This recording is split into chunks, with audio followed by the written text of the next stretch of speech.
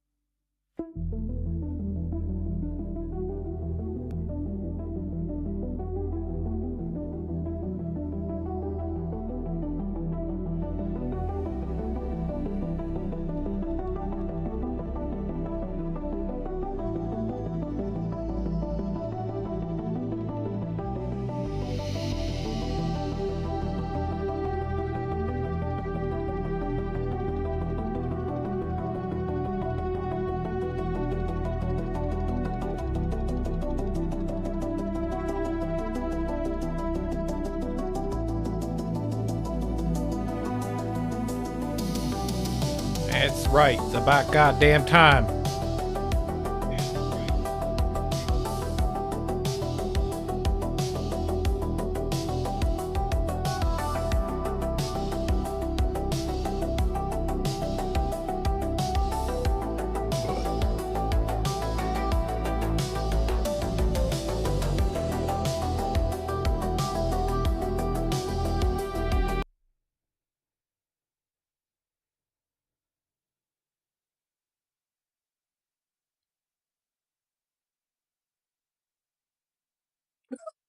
Yep, chat, I'm here.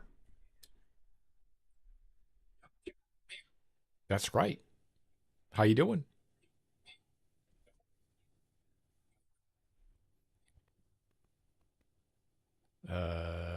Something's not working.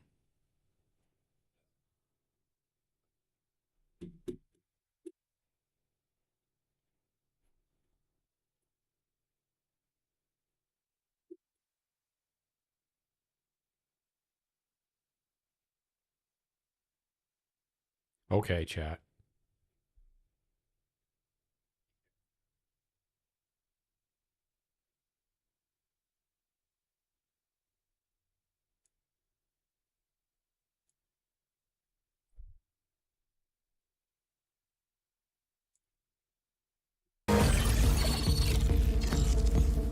Marathon is a game that is all about finding the best stuff on the map, so we felt like we needed to have a shell that was sort of built for the loot goblin. Marathon is a game that is all about finding the best stuff on the map, so we felt like we needed to have a shell that was sort of built for the loot goblin fantasy. That is Thief to a T. Thief's trade ability is X-ray visor, where you flip down your visor, you can see containers through walls, you can see enemies that are within line of sight. Their prime is pickpocket drone, where they deploy this elegant origami mechanicalized butterfly. It has like a mechanical whip that it can send out, and that knocks loot out of both players and AI, and then it can suck that loot back up with the same whip.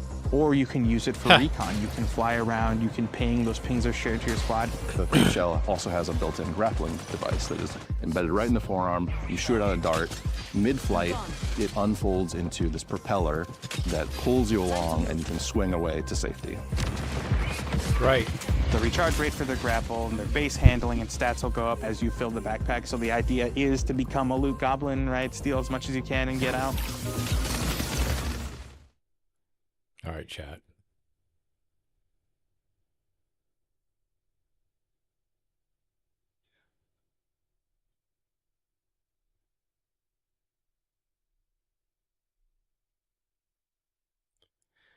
Did Pat Abadella, a cat, win? I don't know. Let's find out. Hold on, chat.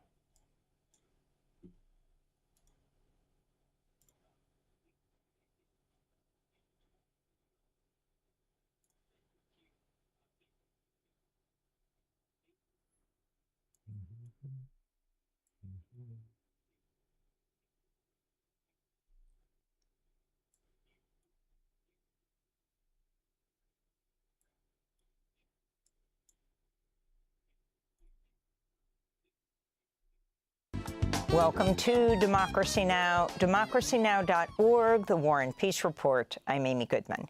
Israel's military says it's killed the Iranian security chief, Ali Larijani, as the U.S. and Israel continue massive airstrikes. Been confirmed by Iran, by the way. Larijani was among the most powerful figures in the Islamic Republic and helped direct nuclear negotiations with the U.S.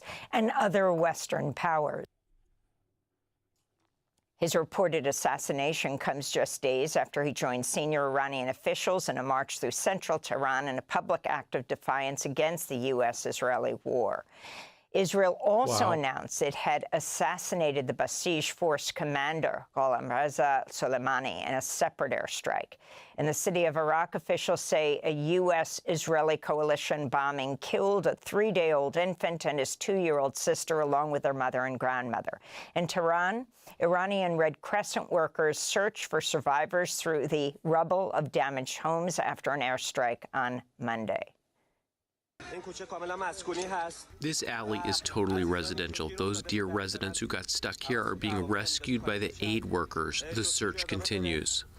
Amnesty International reports an investigation found the U.S. was responsible for the attack on the Iranian girls' school in southern Iran that killed about 170 people, most of them schoolgirls, on the first day of the U.S.-Israeli war on Iran. Iran's foreign minister says U.S.-Israeli strikes have killed over 200 children. Meanwhile, the Pentagon's announced the deployment of Welcome to the official Marathon News Network. The unofficial Marathon News Network. The unofficial pirate station of the Marathon News Network.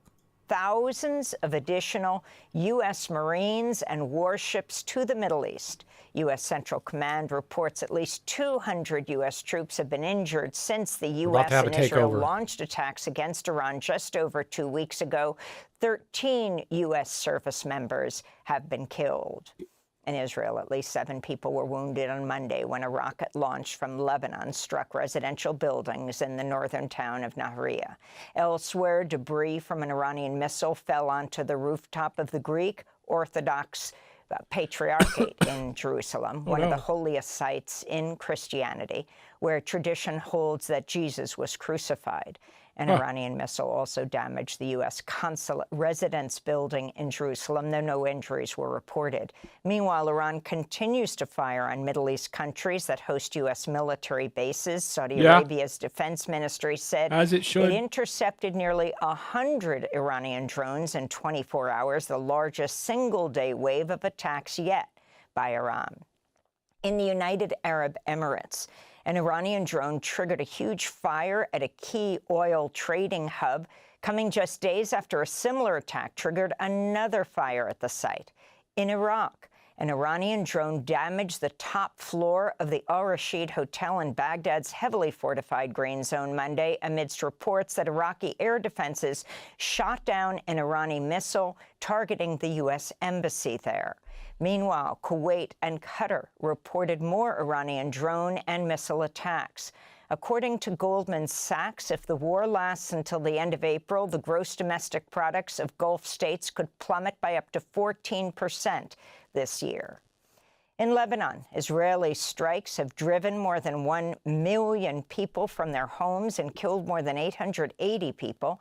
Israeli troops launched ground operations in southern Lebanon Monday. Israel's defense minister Israel Katz said southern Lebanese residents will not return to their homes until the safety of Israelis near the border is guaranteed. This is a displaced mother who fled to Beirut due to Israeli attacks. Of course, I was displaced, my house was damaged. The situation is difficult, of course. I mean, I can't describe to you the feeling that we're experiencing, but it's hard, very hard. It's hard to leave your home, hard to leave your land. European countries are rejecting President Trump's call to send warships to reopen the Strait of Hormuz, despite Trump's threat of, quote, a very bad future, unquote, for NATO if it doesn't help the U.S. This is Kaja Kallas, the European Union's foreign policy chief. There was no appetite from the member states to do that. As I said, this is nobody wants to go actively in this war, and of course everybody is concerned what will be the outcome. Australia and Japan also said they had no plans to send warships to help reopen the strait. South Korea said it's an issue that needs, quote, very careful deliberation, but did not commit to helping the U.S. The New York Times reports President Trump... Huh? What happened? Welcome to Democracy Now!, democracynow.org, the War and Peace Report. I give up.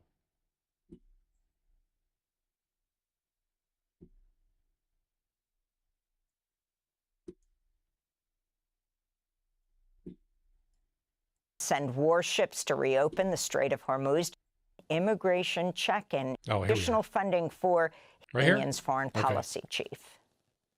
There was no appetite from the member states to do that. As I said, this is nobody wants to go actively in this war, and of course everybody is concerned what will be the outcome. Australia and Japan also said they had no plans to send warships to help reopen the strait. South Korea said it's an issue that needs very We'll do it careful ourselves. but did not commit to helping the U.S. The New York Times reports President Trump's son-in-law, Jared Kushner, is trying to raise $5 billion in additional funding for his private equity firm from Gulf Arab states, even as he serves as a top U.S. government negotiator in the Middle East. As part of his fundraising effort, Kushner's representatives have already met with Saudi Arabia's Public Investment Fund, which is headed by Crown Prince Mohammed bin Salman, and has already funded the private equity firm of Jared Kushner to the tune of $2 billion. In Texas, LaCordia walked free from an ICE jail Monday after more than a year in custody. She was arrested during the 2024 Gaza Solidarity protests at Columbia University. Those charges were dropped, but Cordia was later detained at a routine immigration check-in in New Jersey. This week, an immigration judge ordered her released on a $100,000 bond. It was the third time a judge ruled in her favor, despite the government blocking her release twice. While in custody, LaCordia was hospitalized following a seizure, and her legal team said her legs were chained to her bed and she was denied access to her lawyer or family. Cordia was the last person still held in detention from the Trump administration's crackdown on pro-Palestinian campus activists. A federal judge in Boston's blocked Health Secretary Robert F. Kennedy Jr.'s overhaul of U.S. vaccine policy, including blocking a January directive slashing the number of recommended childhood vaccinations from 18 to 11. Sure, dude. Under RFK Jr., the CDC had dropped recommendations that all babies should be protected against hepatitis A, hepatitis B, RSV, dengue, and 2 types of bacterial meningitis. U.S. District Judge Brian Murphy wrote in his ruling, quote, "There is a method to how these decisions historically have been made, a method scientific in nature and codified into law through procedural requirements. Unfortunately, the government disregarded those methods and thereby undermined the integrity of its actions," unquote. Judge Murphy also found Kennedy violated federal law when he fired all 17 members of the Centers for Disease Control's Advisory Committee on Immunization Practices and replaced them with hand-picked appointees who've questioned established medical research on vaccines. In Cuba, the national electricity grid collapsed Monday, leaving millions without power as Cuba reels from an energy blockade imposed by President Trump. It was the third major blackout in Cuba over the past 4 months and the largest. This comes as the New York Times reports that the Trump administration's pushing for Cuban President Miguel Diaz-Canel to step down. President Trump spoke to reporters Monday about his plans for Cuba. I do believe I'll be having the honor of taking Cuba. That'd be good honor. It's a big honor. Taking Cuba. Taking Cuba in some form, yeah.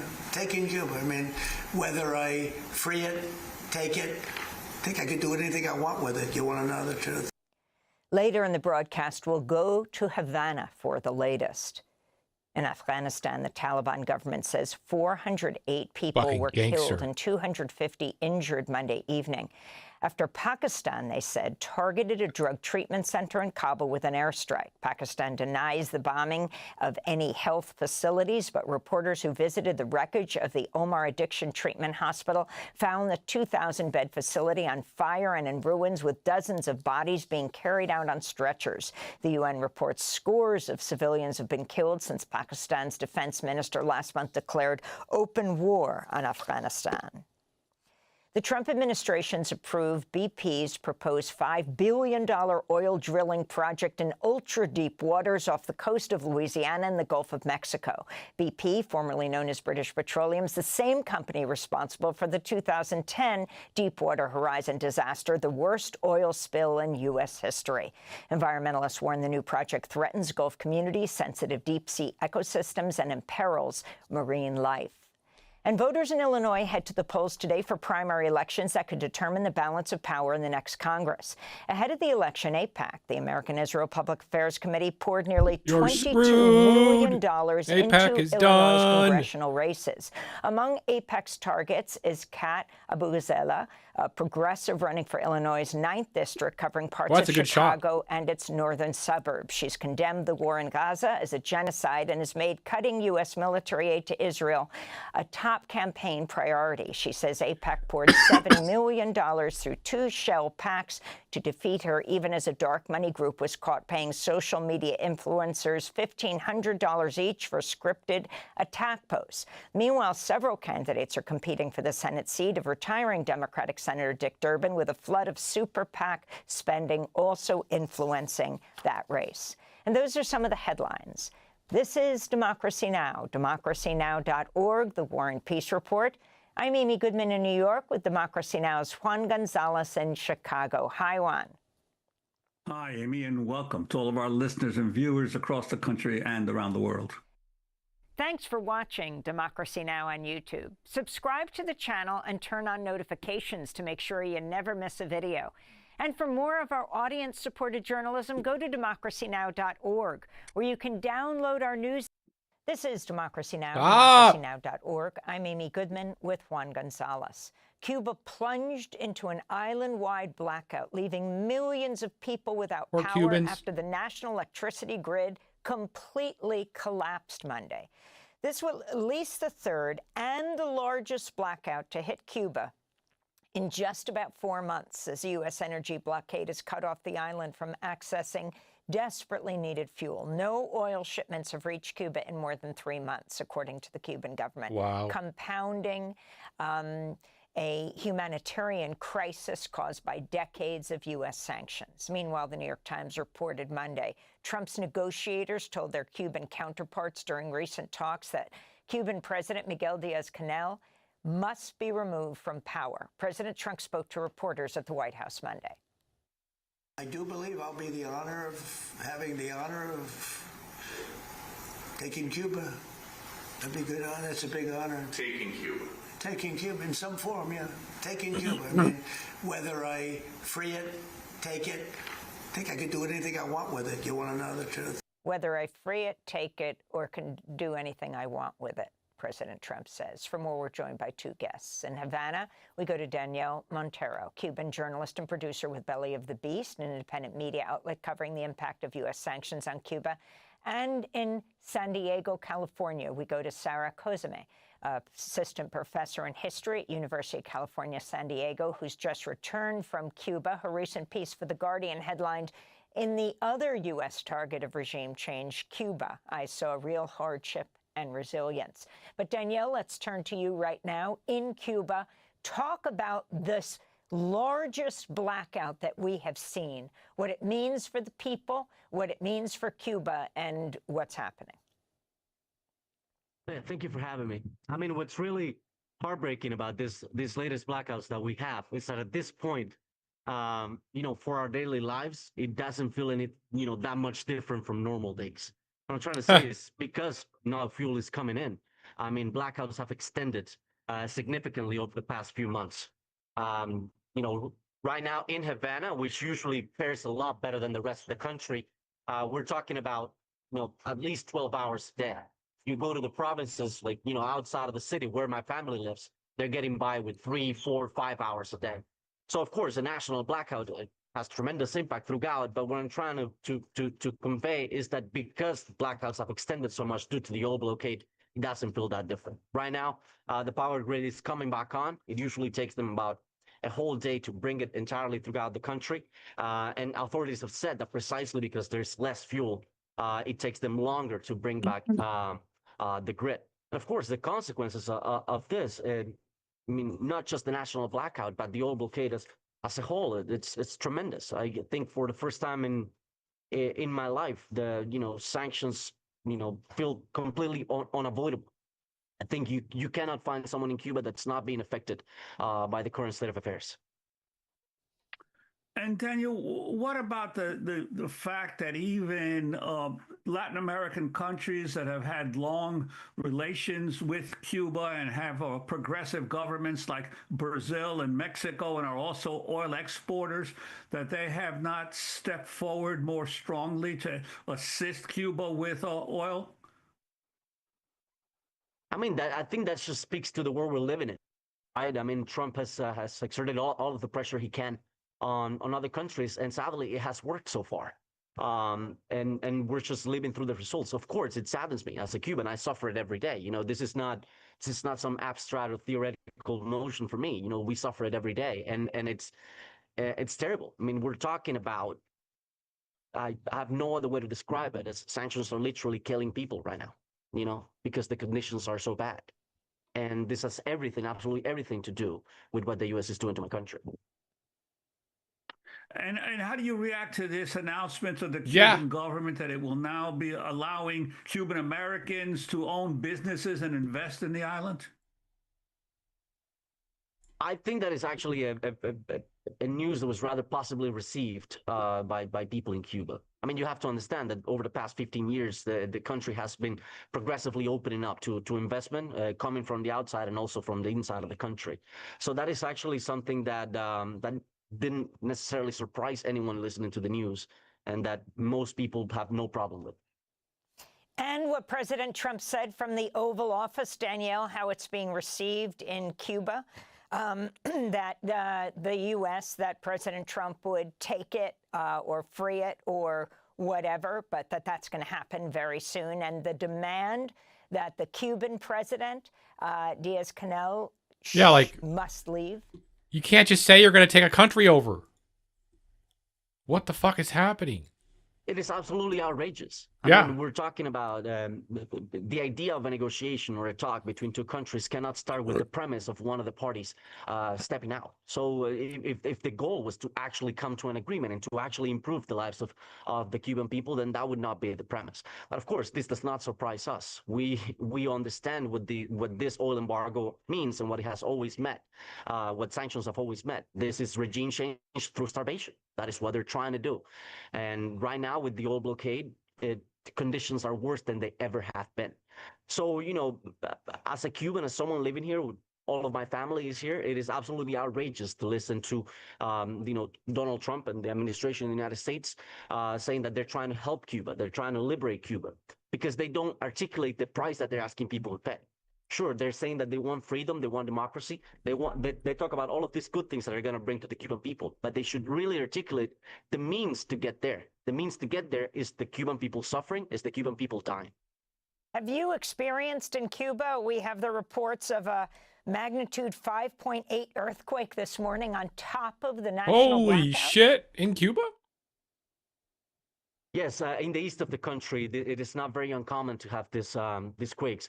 Fortunately, they don't usually actually cause that much damage out there. But at this point, it's just feel like, what else is gonna happen? I look back at in January, I found myself at home. Maduro's abduction had just happened, and the idea of an actual U.S. invasion to Cuba for the first time became very real in my head. And we happen to live very close to a military base here in Havana, and I found myself having a conversation with my wife, and basically just thinking, what room in the house do you think we would survive if they bomb? And by the end of the conversation, we're just looking at each other and going like, can you believe we're even having this conversation? And I think that's just the general feeling of being in Cuba right now with everything that's coming from Washington. What else is going to happen? I know, right? To stop? Yeah, I'd like to bring in Sarah Cosima, assistant professor in history at the University of California, San Diego. Professor, you've visited Cuba over the years, particularly in the rural parts of the country. You recently returned from Cuba.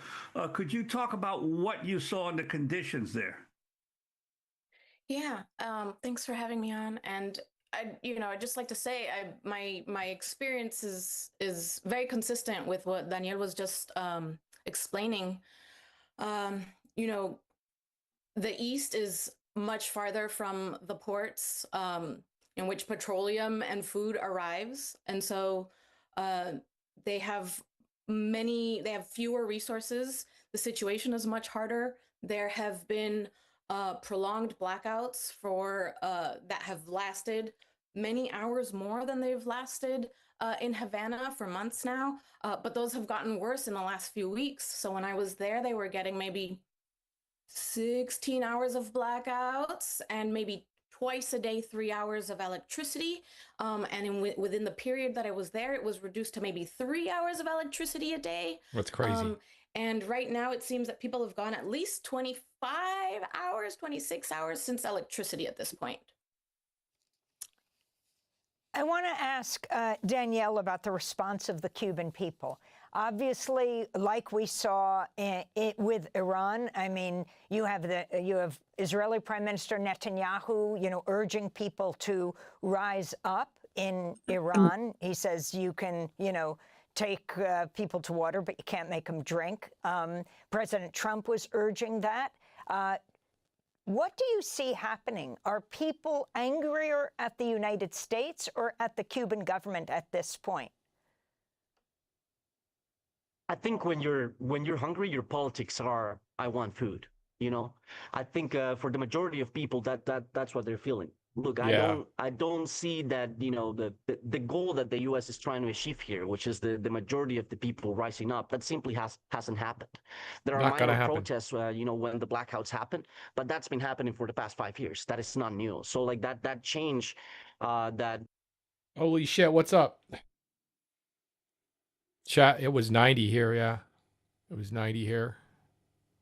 It's fucking. I mean, I was in the office all day, so. And then my office here isn't bad. It's 50 here. It's already cooling off, though. But yeah, it's fucking crazy for March, right? It's fucking crazy for March. I was freaking out today. The U.S. is hoping to achieve in Cuba is simply not my car was melting. Happening right now. I think people are very aware of what's going on, and they're drink water, paying the price of the decisions that have been made. I know, right? But they're more concerned with what do I do today, what do I eat tonight, than anything else. When San Jose becomes more like San Diego weather, then we got a problem. Because as I said, when your concerns are as pressing as those, that is the extent of your politics. And I wanted to ask also Professor Cosima, this Trump claim. Yeah, that, technically, he just sprung forward. That the leadership of Cuba must change. That he will decide. This absolute narcissism of our president. That he decides that. He's I know, right? That'd be cool. San Jose definitely doesn't have the San Diego chill vibe. You're correct. Countries. Your sense of how this is being received among the Cuban people. Yeah, I mean, so I think it's not being received well. When I was there just a few weeks ago, I spoke to many people and I asked them straight up, like, what do you want to happen? What would you like to see? And even people who have, Viva who la revolution of the political system. Stay away from my country less vocal and my kings. Political system. My leftist kings do not touch my. Nobody agreed with what Trump was doing. None of them. And so I think, Cubans are a highly educated population. They have access to the news. They understand the maneuvers. They understand the tactics.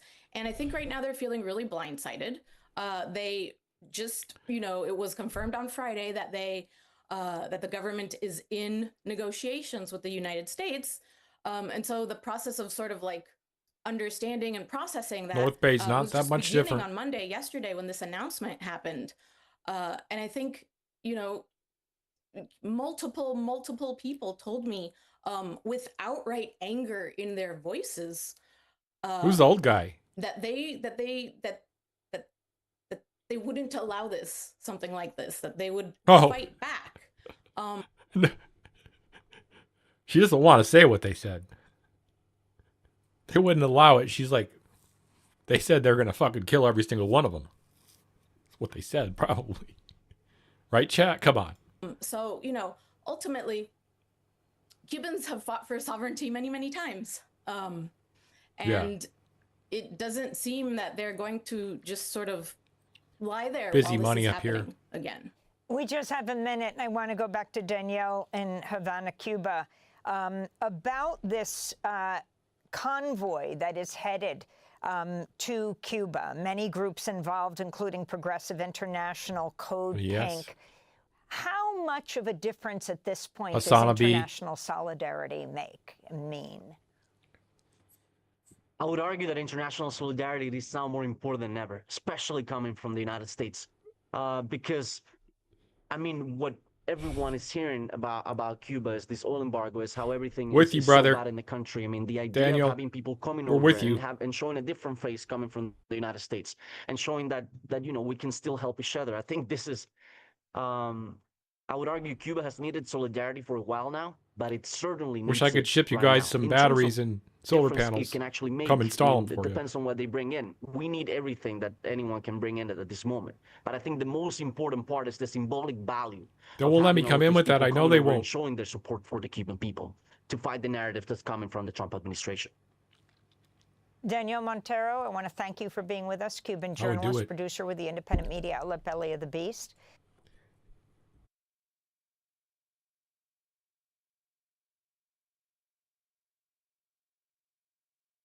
Not gonna lie, like, the fact that there's people around like me that don't have the money, but the will to do something like that. And then there's someone like Elon Musk who has all the money, all the will, all the equipment, and doesn't do it because communism. Makes me very angry. Give me half of that $1 billion and I will go take care of Cuba's problem with the power. I'm not even fucking kidding. Joining us from Havana, Cuba, and Sarah Cozumel, assistant professor in history at University of California, San Diego. Yes, 100,000 million%. In the other. Yes. I could literally make it happen if I had the money for I could get the parts together and get it all happening on the ground. Not gonna lie. But I'm not Elon Musk.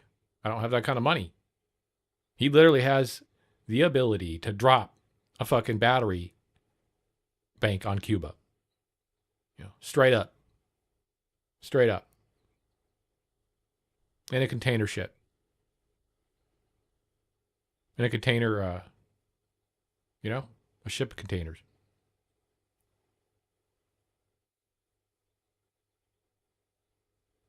Yeah, that would power the whole grid. I don't give a fuck. Fix the problem. Other U.S. target of regime it's not that change, big. Cuba. It's not that big, bro. Come on. We should not be embargoing. We can't see. You can't even do this though. Like the government will step in at some point. You have to do it underground. I saw real hardship and resilience. Thanks for watching Democracy Now! On YouTube. Subscribe to the channel. No, you install these in the hood. And then you provide the power from it. That's it. There's no connection to the government. And turn on notifications to make sure you never miss a video. And for more of our... If you size it right, and you have the right amount of batteries, you can make it perpetually run. Audience-supported journalism, go to democracynow.org. We're so fucking stupid. Where you can download our news app, sign up for our newsletter, subscribe yeah, I just know this. Podcast, and so much more. I'm in the industry, so I know what's up. I know how much we're losing right now by not having tax subsidies and by having this government. We're fucked.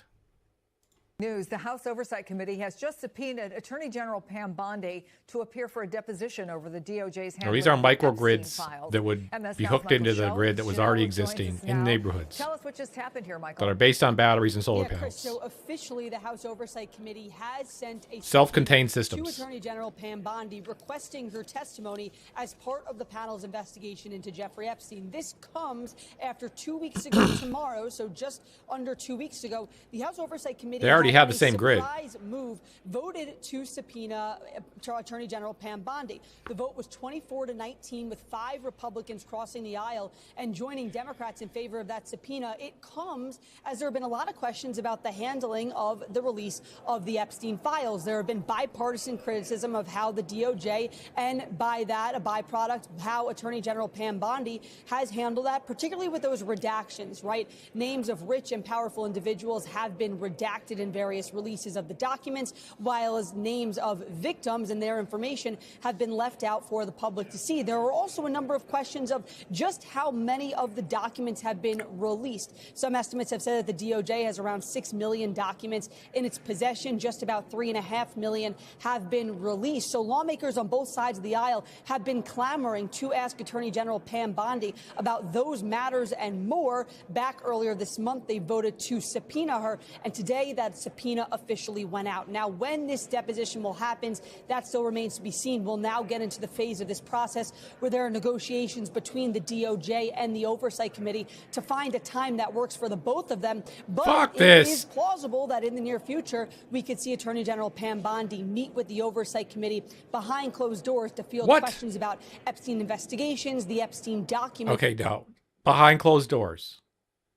Are you kidding me? I think we need to have this out in the open in public while we can jeer at her, please. Thank you. And more, which has just been such a focus and such a big... We must commence jeering. Conversation up here on Capitol Hill. Michael Chanel, thank you for that breaking news.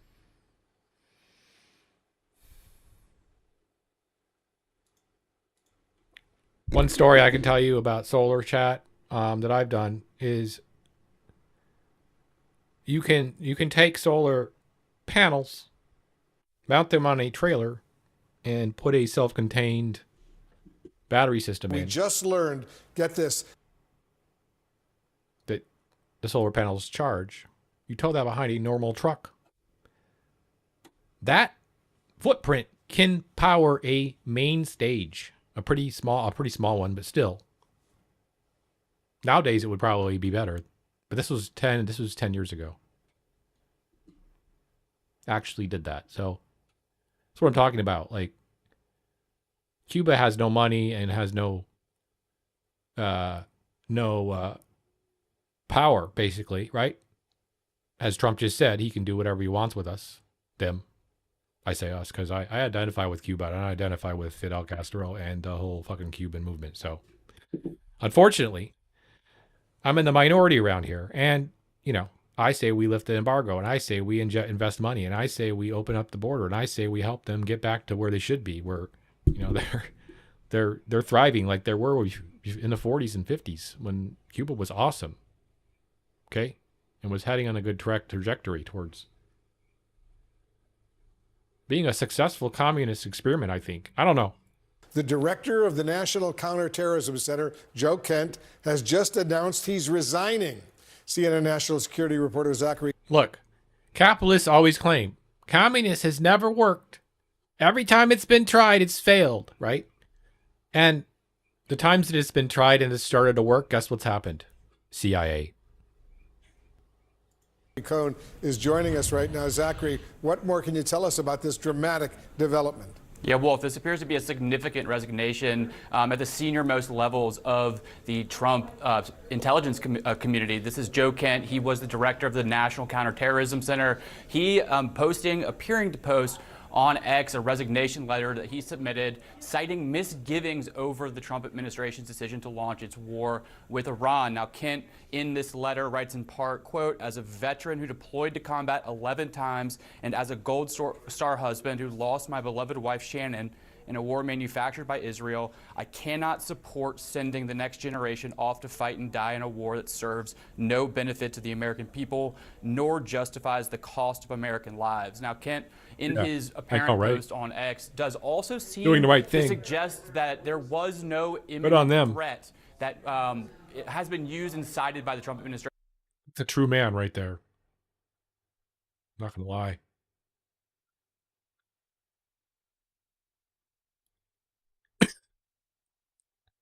Honestly, if you're a smart president, not the kind of guy you want to resign, a principled person, No. No, that doesn't make you a stronger military, you dumb fucking piece of shit. Okay? I don't care how much fucking testosterone you take. His justification for launching this war against Iran. He says that essentially the administration manufactured this idea of an imminent threat, and that is part of the reason why he is deciding to resign from his post today. Let me read a little bit from this letter that he wrote to President Trump. This is Joseph Kent. Bro's tatted up too. Okay, I'm going to use a term that I shouldn't use, but I'm old, but I'm still going to say it. This fucker's mogging right now, as the kids would say. He works for the director. Right? I don't know what we used to call that, but that's what they call mogging. Of National Intelligence, Tulsi Gabbard. But he writes this, he says, I cannot in good conscience support the ongoing war in Iraq. Like hairline, jawline, stance, fucking out here just like, you know, saying how it is. Fuck you, I'm not doing this. Like, there you go. That's what they mean by mogging, if you guys want to know. Iran. The real ones, that are, if there's any realness to this fucking new language these kids are using. Fuck. It's always funny to decode the kids' language, man. Pose no imminent threat to our nation. I love it. And it is clear that we started this war due to pressure from Israel and its powerful American lobby. Oh, he's 100% mogging there too. I'm sorry to keep using the term. He's mogging Trump so hard. Holy shit. Holy shit. Look at the size of that jawline. Look at the guy. You love to see it. A principled man, a true male, a true non-roided up, actual thinking person that makes good decisions. It's powerful American I know lobby. that. I support the values and the foreign policies that It's you because of his campaigned good on hairline, probably. in 2016, 2020, 2024, which you enacted in your first term. Until June of 2025, you understood that the wars in the Middle East were a trap that robbed America of the precious lives of our patriots and depleted the wealth and prosperity of our nation. And he had Like that picture of him standing next to the president, actually, he's proud of that. You can tell he's not faking that. And that must have been after he's now has met him and has worked for him, and now he's like, fuck you. added this. In your first administration, Senior you intel understood better than official. any modern president how to decisively apply military power without getting us drawn into never-ending wars. You demonstrated this by killing Qasem Soleimani and by defeating ISIS. He goes on and says more, Sabrina, but those are powerful words. He actually has hair that looks kind of like mine. It's funny as hell. I think what's also important here is this is an appointee that was not someone that you could consider not aligned with the president. I mean, this is someone that does got that vibe, doesn't he? The MAGA base views and was appointed by, of course, Tulsi Gabbard. And so the fact that he has issued a very public resignation and the fact that he's also said that Iran did not pose an imminent threat to the United States. That's what I said. It's a very public resolution. What she wants to say, he's mogging. Sorry, guys.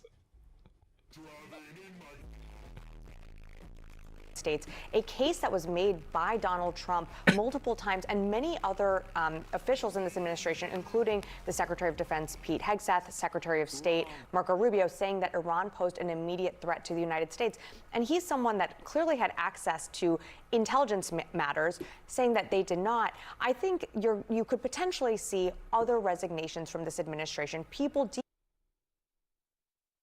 She's saying, just to translate to you guys, she says that you will see other administration officials will start mogging the president as well because they feel like he's a weak piece of shit. Within the MAGA base that do not support this war of choice. And frankly, it is a war of choice. It is something that the president chose to do. And he has said, you know. That's hilarious. You're like, he can whisper the whole time. Intensely. kind of on his own conscience that he decided to initiate this war as well. Yeah, he had said, he even said that he got Israel on board. Yes. But in this letter, Joe Kent says he believes that this is started because of pressure from Israel and its American lobby. I'm wondering, General, what you think about one of the last lines here. He says, hold on, I can't stop looking at the graphic now because Wolf Blitzer's been on fucking CNN since I've been a lot, literally my whole life. I've seen this fucker up there yapping. All right, now he's got his new logo says the Situation Room with Wolf Blitzer, and it just says Pamela Brown, like underneath it. Like they just like tagged the Pamela Brown into the fucking. That's fine. Don't try to change it. You know, it looks great. Yeah.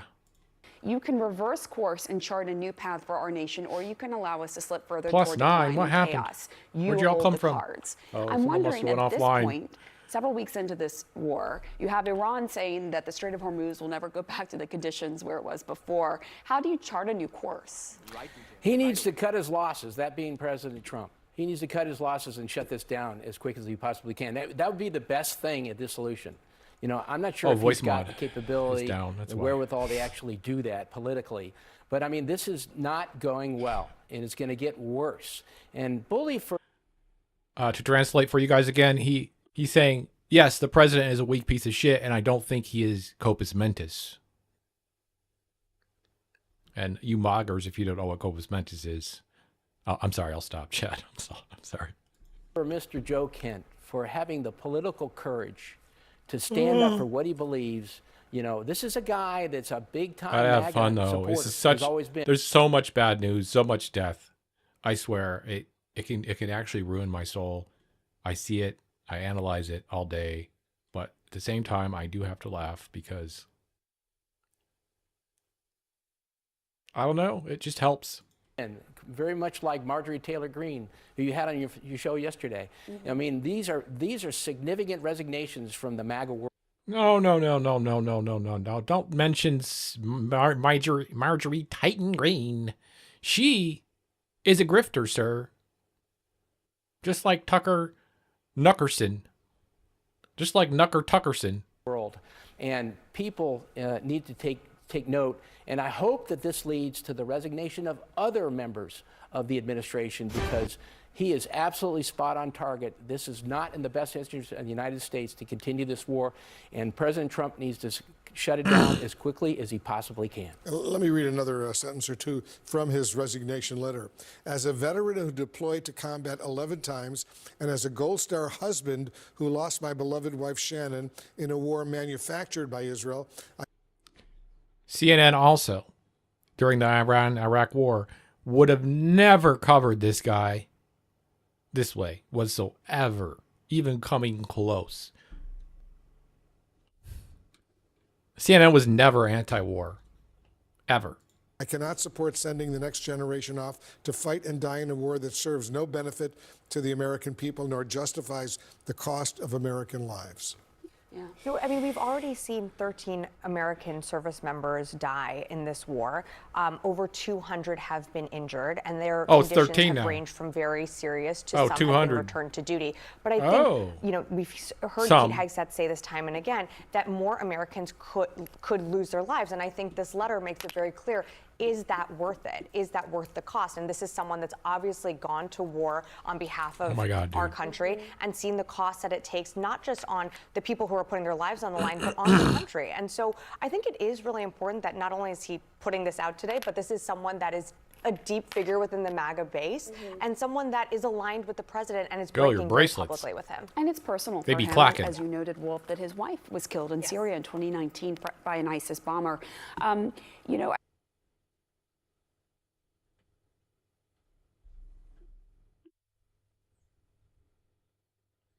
Yeah, I'm sure there's some things this guy wants to say to president. He can't now. With that look on his face, rather than the smile he had when he took his picture. And I'm sure that I know some of the things he'd say to him in person. And they ain't nice. I just want to go back to you, General. Clearly, you don't agree with this war. But at the same time, Israel is saying that it has taken out more top Iranian officials, including one who has been overseeing a lot of. At the same time, I want to continue to have the war, says CNN. And I just wonder if you see any progress, any benefit so far from. She's like, I know you don't like this war, but I mean, can't you just see a benefit to it? From a CNN anchor. This is what I mean. They've always been pro-war. This war in terms of safety to the United States because of some of the people who have been taken out. First of all, I commend the military performance thus far in the war. I mean, it's been superb. And look, no one's shedding any tears for the Khomeini's demise and a new Ayatollah and the aggressive nature that they have had towards in the region and been a threat in the region. I mean, I'm all for doing something about. I'm going to restate that I'm a alpha male general dude, but and I do like you know, reserting power and you know, letting you know that, you know, terrible people that we kill with drone strikes that we think are terrible, it's fine, but at the same time, this is such the liberal take, man. He's such a lib. The Iranians, but we were not provoked. And the problem here is that we're in the middle of a long war. He's correct. At least a long war for them. I mean, I remember what Henry Kissinger said about Vietnam. He said that, you know, the Americans will lose by not winning, and the Vietnamese will win by not losing. The Iranians just want to sustain themselves, stay in power as long as they possibly can, continue to harass the United States, like attacking Baghdad and the embassy there and whatnot, and stay alive long enough so that they can claim victory. And that's what they will do if they do this long enough. Let's go actually to the White House, where we're going to find our Kevin Liptak, who's been. Yeah, and I know that guy that resigned knows that, because he saw that happen to his wife. That's what I mean. And then like the result of him going to war, etc. And, you know, now he's in intelligence, and now he's seeing all the back end data that we don't see. So like I said, he is principled because he is willing to come forward and say, no, fuck you. No one else will. Tracking any responses coming from the administration. That's what I mean. What's the latest, Kevin? Yeah, nothing official yet from the president, although. You turn down a power position, just all you got to do is keep your mouth shut, and you come out and speak up. Like, I don't know. That's just like, that's respectful. I got to respect that. Even though I'm not into, like, I don't think the intelligence services should exist at all, but I mean, they do. So it is what it is, just like capitalism. We're expecting to see him any moment now in the. No, I don't expect to end capitalism tomorrow, you know, just by flicking my wrist. I don't expect that. That's why Cuba upsets me. Because I could be going to Cuba and be visiting a beautiful, you know, socialist country that is thriving, but instead I got to go consider, you know, sneaking in. You know what I mean? It's just, you know, at least there would be a good example we could point to. Go, yeah, look at Cuba, and everyone would be like, okay. Ireland. He's here for St. Patrick's Day. But you do hear, you know, officials who are within the Trump orbit beginning to sound off on this. You know, one former White House official described Joe Kent as an egomaniac, someone who is resigning this position in quite a high-profile fashion. And I think that is probably along the lines of what we will hear from the president if and when he decides to respond to this. But I do think it will be difficult for him to entirely dismiss this resignation as someone, you know, with Trump derangement syndrome, as someone who is a Trump enemy, as he does so often, just because Joe Kent has so often aligned himself with the president. He is of the MAGA wing of the party. That's how he ran as a candidate for Congress 2 times in Washington state, and it is why he was selected for this position in the first place. You know, his confirmation was not an easy one by any means. He was, you know, very narrowly confirmed by this Joe Kent guy. Did you see him?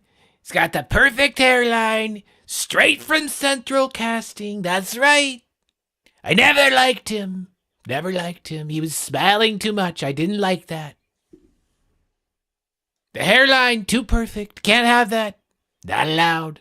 The Senate, and all of these questions about conspiracies around the 2020 election, about potential ties to white nationalists, all arose in his confirmation hearings. And for all of those reasons, I think it will be difficult for the president to sort of entirely distance himself from this individual who is now coming out very publicly decrying some of the perceived rationale for the war in. Don't you think you gotta be a fucking egomaniac if you're gonna do this job? Are you fucking kidding me right now? That would be my number one job requirement. If you're not gonna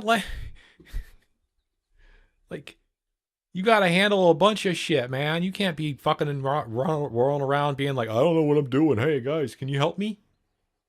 Iran, and I do think it will also put in a very difficult position Joe Kent's boss, the Director of National Intelligence, Tulsi Gabbard.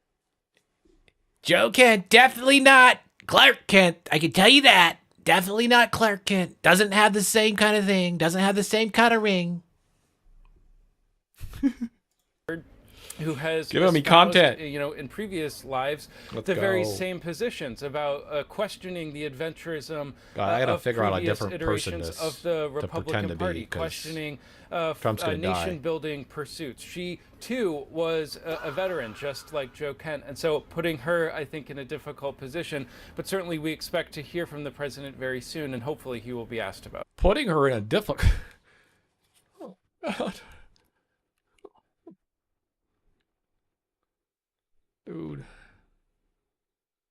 All of this. We'll see what he says. All right, Kevin Liptak, thank you very, very much. I want to bring in CNN K-File senior editor Andrew Kaczynski, who's joining us on the phone. Wow, Andrew, that tie I know is you just previously reported that Joe crazy. Kent gave a previously unreported interview back in 2022 to Grayson Arnold, a Nazi sympathizer and white nationalist.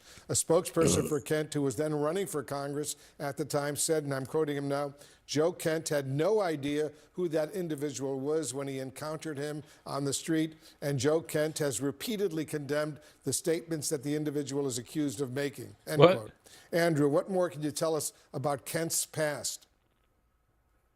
Well, look, Joe Kent's resignation is dramatic, but it's really not particularly surprising if you look at his record. He's a former Green Beret. He did numerous tours overseas.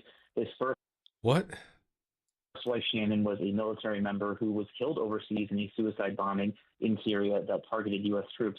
What's remarkable here, too, is that he entered politics in 2021 to primary a Republican who had actually voted to impeach Trump. He had 2 failed bids for Congress. And when he entered politics, he specifically said it was in part because he witnessed, and this is a direct quote from one of his videos launching his campaign, the failures of the government. He's a little Blitzer's a little gnome, isn't he? At war in the Middle East, watching officials, as he said, quote, lie about regime change wars. And during that campaign, both campaigns, he railed against the military-industrial complex. Blitzer, the gnome. He railed against endless wars. In one of the Not that kind of interviews gnome. he gave, he literally said, let's not start a new war with Iran. That was a 2021 interview. At the same time, as you mentioned, he has been a polarizing figure during his congressional run. He did face repeated scrutiny over contacts with far-right figures and extremist figures, which he later disavowed. And of course, he works for Tulsi Gabbard, who before joining the administration had a long history of opposing war with Iran. And not that long ago, just 5-6 years ago, she was a See, like I said, even though I know this guy's a piece of shit, probably, he's still principled enough to go, fuck you, Trump. Literally selling, as she ran for Congress, merchandise that said no. Knew he wasn't a leftist. On her campaign Also, website. So this also puts a lot of questions at her, as has been mentioned here. But ultimately, I do think that his resignation here reflects his longstanding opposition. Joe Kent, more like Joe straight to jail. No, that was bad.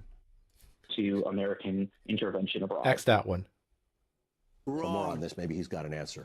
Matt Stoller joins Belshi. us. He's the Director of Research at the American Economic Liberties Project. He's also the author of Goliath, the 100-Year War Between... Yep, here we go. This report from Belshi is going to go straight to the heart of what I like to talk about the most. Probably, yap about the most is getting rid of billionaires. As Kat Ghazali, I better figure out how to say her name properly because she's going to be around for a while. As she says, I think she said, what did she say the other day? She said, tax billionaires out of existence. That's the proper way to say get rid of billionaires because, get rid of them sounds like you're going to, Luigi him. So, no, it's not what I'm talking about. I'm just talking about taxing them out of existence, i.e., any money you make over $1 billion is immediately gone to the coffers of the United States of America, henceforth and so forth, which we will then divide up, and as a democratic society, I'll decide where that money goes. That's what I want. Between monopoly power and democracy. Matt, welcome Literally. to the show. Thank you for being with us. Literally what I want. Hey, thanks for having me. Matt, I'm beginning to think that this is one of those things that is going to start to dissolve around party lines, because a whole lot of people who validly supported Donald Trump because he said he would make things fairer for them understand what everybody else understands, that nothing has become fairer. A little bit for like the working Clooney, person too, in yeah. America. He's got the clue. He I could think definitely that's be an right. actor We if he wasn't a have POS. a billionaire crisis, and that's pretty obvious to everyone. And I think you hit it on the nail on the head when you talk. There was this particular actress that decided at the Oscars to, I don't even know who she is, but she, being married isn't a bad thing, and having children is great. And she said some kind of like, back to the land kind of bullshit. I don't know. It's just like, what the fuck? Okay. Talked about the Epstein class and brought that up. Yes. Because the Epstein You can be a principled piece of shit. That's fine. Like I said, it's all good.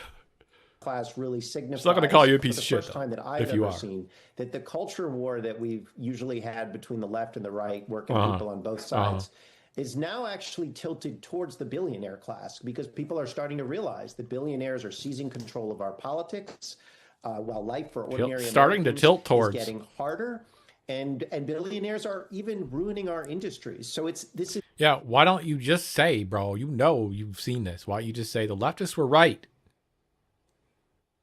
I know, oxymoron, right? It sounds like an oxymoron. That's why it's never happening, because when the leftists are right, that means that they're on the right side of history. It doesn't mean they're on the right. Hello? This is a crisis, and it's something that I think people are now increasingly aware of. Right, this And is look, true. I want to be clear. This has been going on for a long time, decades, not. Thank you, Velshi, for bringing it back to this younger millennial that you are now, you are Gen X, sir, and you've seen this twice now, 3 times, 4 times. He's seen it twice. Not just a couple of years, but the 2017 tax Cycles, cuts I mean. and last year's big, beautiful bill did things to accelerate this. It supercharged the billionaire class. Yeah, I think you can. I mean, in 1980, there were less than a handful of billionaires, and today there are thousands of billionaires, and it's not because There are thousands of billionaires. Inflation increased, and so the same net worth is just a little bit higher today. No, in fact, what has happened is we have structured our economy around creating billionaires, and something like the Trump tax cuts, both versions of it, but also a whole set of policies, regulatory policies, enforcement priorities, facilitates the increase of wealth at the very top. I mean, you can look at something like, on Monday, the Trump administration tried to settle and effectively pardon the company Ticketmaster, which is run by someone. Exactly. Really good point, sir. Who can afford to go to concerts anymore? Fuck. I think Ticketmaster's making more money than artists now. Who is near a billionaire, maybe a billionaire.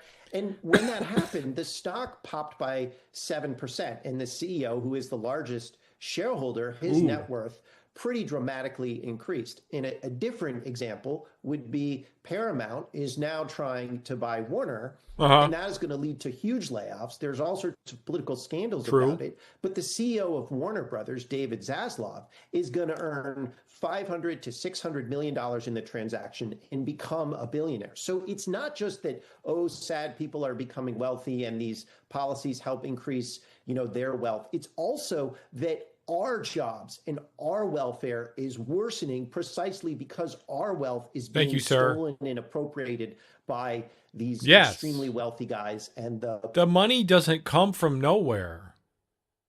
Like, it all starts when you get the loan and the bank divides your money up.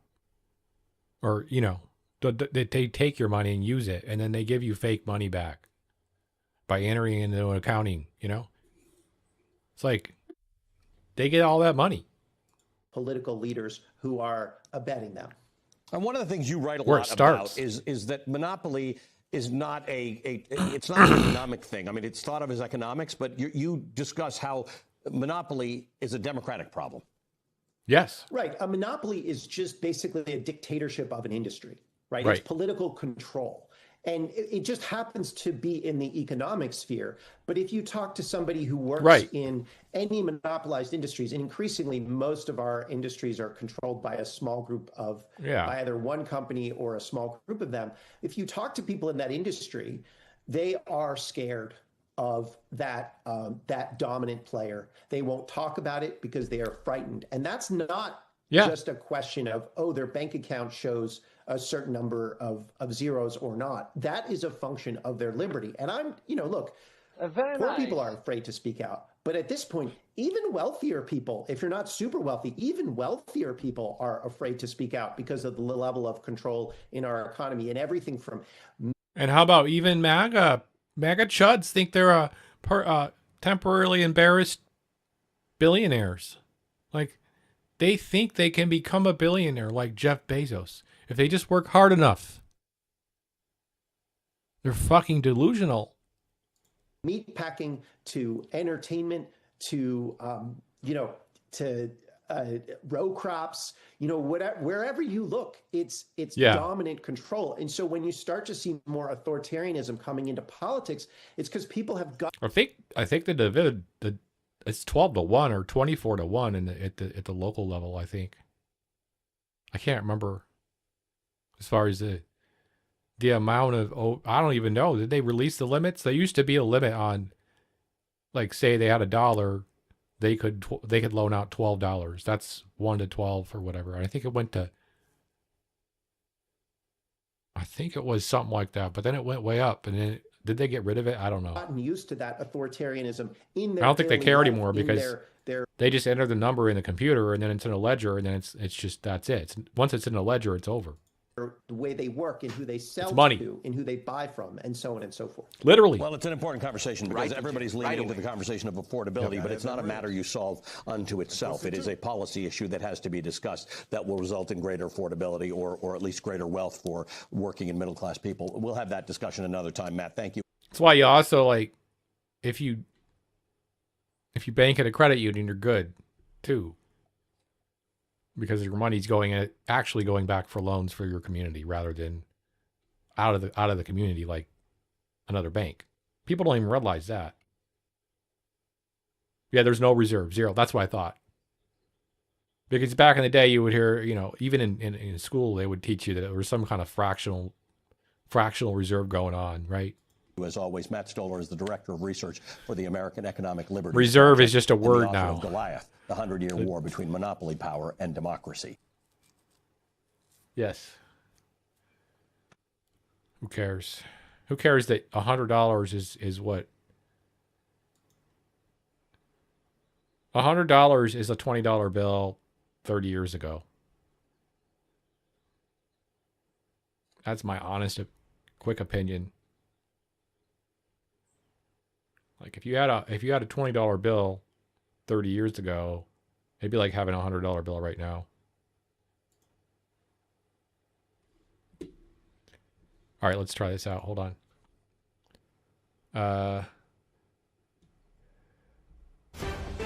Breaking! Lost Colony District reclassified. The abandoned industrial sector has been officially renamed Adventure Zone 3 to encourage tourism and reduce paperwork.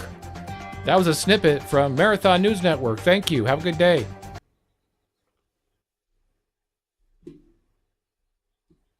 Hopefully that scared the shit out of you, chat, and it was supposed to. But how did it sound? Little of that every once in a while.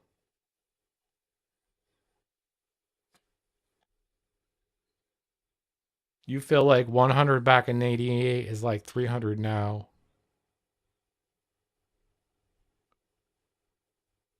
No, that's about the same ratio that I'm looking at, I think, isn't it? It's just increased. Yeah, it's started to compound even worse over the last 20 years or 15 years. Yeah. That's my opinion. But you can feel that, right? If you think about it, like because you've been spending money your whole life, right? You know what you used to buy for whatever. Like you kind of have a mental, you spend money. Yeah, every day you're spending money. Like thinking about it, who's not an expert at this, right? We all are. Don't let your instincts fool you. You know what I mean? In fact, the people on the streets are sometimes a better expert than the economists. Some economists are so rich they never even go shopping. So they don't really feel that effect. And then they're all like scratching their heads like, why? The economy's really good, but they're saying that they're spending more money, and I don't understand. I haven't bought eggs in 3 years. My maid usually gets the eggs for me, or I get DoorDash to deliver. I don't even know how much the bill is.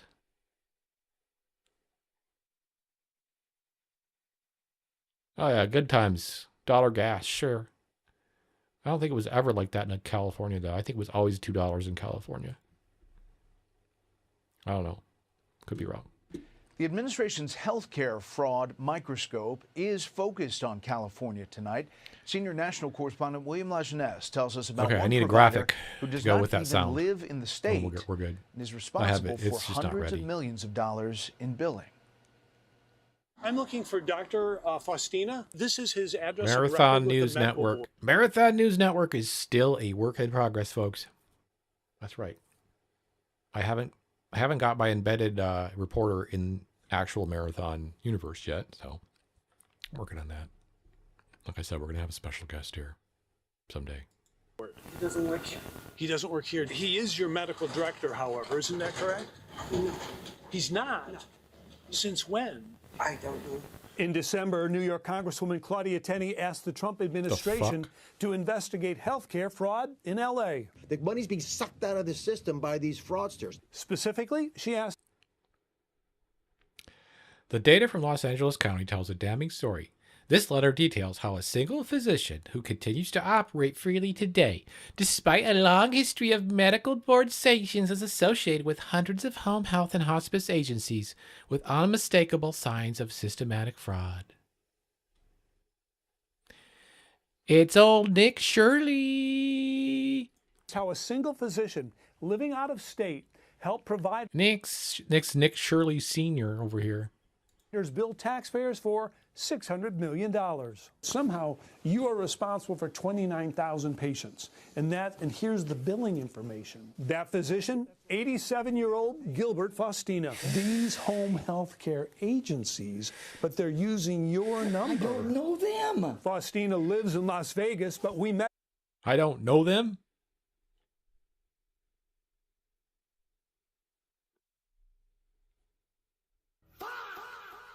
Right to jail, right away. Met him at this apartment in Los Angeles. I'm not seeing anybody now. Last month I saw about 10 or 15 charts when I would visit, but that's one day a week. Yet records suggest he filed 76,000 claims. I don't do the billing. I've never billed Medicare for any of these patients. How many charts and so forth can you go through to approve their care? Oh, 15 or 20. But these documents suggest that you're seeing thousands of. Well, the document. No, I know. Yeah, exactly. Oh, insurance fraud. Oh.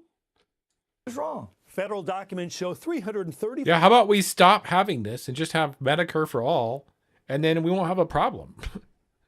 5 providers Hello? billed Medicare $600 million over 5 years using Faustina's physician number. Yet he claims only to have contracted with 3 companies in this building. At this address, I have millions of dollars of health care provided at this location. On-call healthcare, Aries Home Health, and Highlight Home Health. Okay. Both Highlight Home Health and Aries, and on call, there's more than 900 patients, and $17 million has been billed out of this location. It certainly sounds unseemly to me. Dr. Ira Byock is a national expert. Yeah, we got to let this go. It's good old white-collar crime, like the chatter keeps said. Yeah, Marathon News Network doesn't give a fuck about a little bit of thieving, you know? The word thief is a it's a good word around here. You know, we like that. We like the thief. them at a level under the radar. This isn't a Little mistake. thieving. This is a strategy. Records also link Faustina to 18 hospice providers. Nobody got hurt. And 3,000 claims. I'm not associated with the claim at all. I've never seen the claim. I got a Mercedes. It has nothing to do with how much money I had. Who cares? Yeah, like I said, this isn't like 10 old guys died or something. You know what I mean? Like this is like literally a fucking Excel document with numbers in it. So what's going on? Hospice in Suite 204. We visited. This is several Fox News' hospices favorite thing, billing though. under This is why. Faustina's Medicare This is the kind of stuff that encouraged that. This is what Nick Shirley saw and thought, I can do this. I'm not even kidding.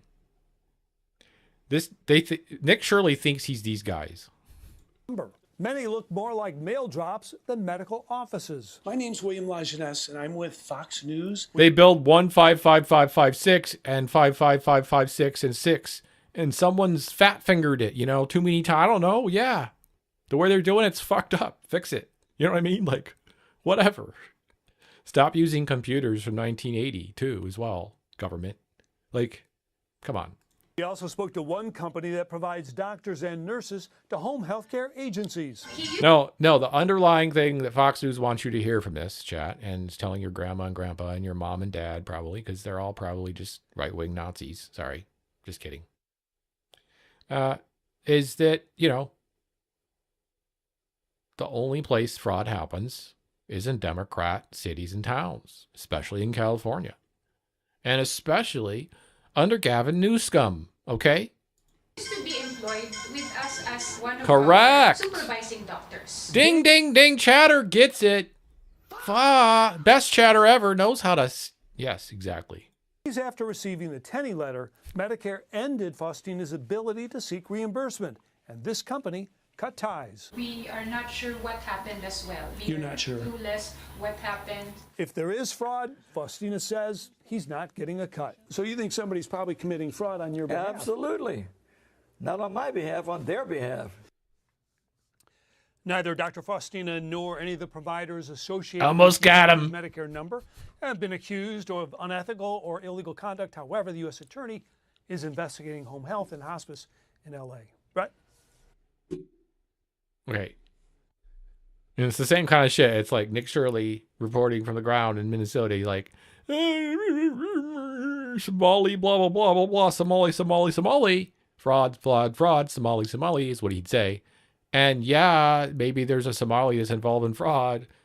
Okay, just like there's a white guy involved in fraud right next to him and a white woman next to him that's got involved in fraud that, that doesn't mean we decide, oh yeah, all the Somalis are fraudsters and all the blue cities are full of fraud. That's what they're trying to do. So they want to run with this narrative. They're running with this narrative that's going to turn into election fraud too. Mark it. Mark the timestamp it. Because that's what they're doing. You see that they're manufacturing consent. Remember that chat. Remember that stream. Remember that class. Manufacturing consent. Number one, you got to get the grandmas and grandpas to yap. Got to get them on your side. Well, Trump knows what he's doing. It may seem like, people are dying for no reason, but he knows what he's doing because he's, the smart one. That is an amazing story. Manufactured Great job, consent. William, tracking all that down. Might be the look. Tip of the iceberg. See? I called it. And he leaves it with that. The tip of the iceberg. And then that, leaves grandma and grandpa with like there's fraud everywhere. Medicare fraud. It's coming for you. Medicare fraud. Thank you. Be sure to like and subscribe for all the Fox News latest on Yeah. YouTube and catch full shows streaming now on Fox One. It may be that Netanyahu has taken America into something where he is quite comfortable about this going on for a long period of time, but it won't suit the American national interest. What we see after 17 days of war is the regime is now more powerful than it was. In fact, Iran has just achieved control of the Straits of Hormuz. This is a catastrophic failure. The United States has substantially reduced Iranian military capability. This has been the consistent action of Israel because they don't target, they destroy. I mean, my ultimate example of a lib is, yeah, they're gonna have a hard time because it's Obama. Everyone thinks Obama was the greatest president ever. Okay, yeah, I get it. I voted for him, of course, over the other one. But he gave you the impression that he was all for you, and was so convincing, right? But at the end of the day, he was still drone striking children. So, you know what I mean? Joy. Quietly deporting as well. I think if you care that much Don't about forget. what's happening on the streets in Tehran, you might want to go and do the same thing for the people. That's what I mean. In fact, my read of Obama is a principled Republican. And I actually respect him because he is a principled Republican. I don't agree with him on facts because he obviously played it out in a it feels like he did. The best thing he did give us was Obamacare. I give him that. You know, I'm fucking, at least I got healthcare. It's still not cheap, but at least I got some. But yeah, you're right. Like, I think someone from the fucking UK, mate, I think those motherfuckers would think they call Obama a normal rightoid over there, right? I don't know. Principled rightoid. You know, not a Nigel Farage, but like a more, you know, like, trying to think. I don't know. I'm UK politics. I don't know. The Tehran on the streets there, you do here. Yeah. I find it very offensive. No, motherfucker has, he's risen it up hard. He's MAGA, he's risen. He's all those words, you know what I mean? Like Obama, for sure. No, even in an old age, I'd still rather listen to him yap about anything. Gotta have pussy and ribs too, you know. Okay, look, you find my question offensive, and I find your support for the Iranian regime equally offensive, if not more so. So we're both going to have to end this interview. And pussy too. Offended. One of the single biggest arguments against war, besides the cost in dollars and in lives, is the chaos of unintended consequences. Big changes happen fast, and sometimes things are never the same again. Well, at least you're in your studio, sir. You look much better. You don't look like you're holed up in your hole anymore. I'm glad your hip replacement went well, sir. President Trump was quick to dismiss America's allies, none more so than Keir Starmer and the UK, by saying he didn't need our help. Keir Starmer is no Winston Churchill, mate. That's right. I said it. Keir Starmer is no fucking Winston fucking Churchill. Isn't it? I know. You know what? By the way, chat, I don't fucking care if I'm cringe, so fuck you. Now demanding help from the UK and NATO to help secure the Strait of Hormuz, warning the alliance faces a very bad future if it doesn't comply. Now, it would have been nice, as I said to the Prime Minister of the UK, who sort of was reluctant to put his 2 aircraft carriers into harm's way. That would be 2 weeks ago. I love hearing his weak ass voice in the airplane. They're trying to pick it up. He sounds like he's fading into the ether, into the matrix. And as soon as we demolished, essentially, pretty much demolished them, not over yet, but... I'm sorry, sir. I can't quite hear you. Can you speak up, President? You're not heading over to the other side of the matrix, are you, sir? Please speak up a little bit so I can hear you. Pretty much, we're in great shape. Let's put it that way, as everybody does. Hello. He said, we'd like to send our aircraft carriers. Oh! I said, I don't want them after we win the war. I want them before we start the war. So whether we get support or not, but I can say this, and I said it to them, we will remember. 8:05 p.m. on the plane.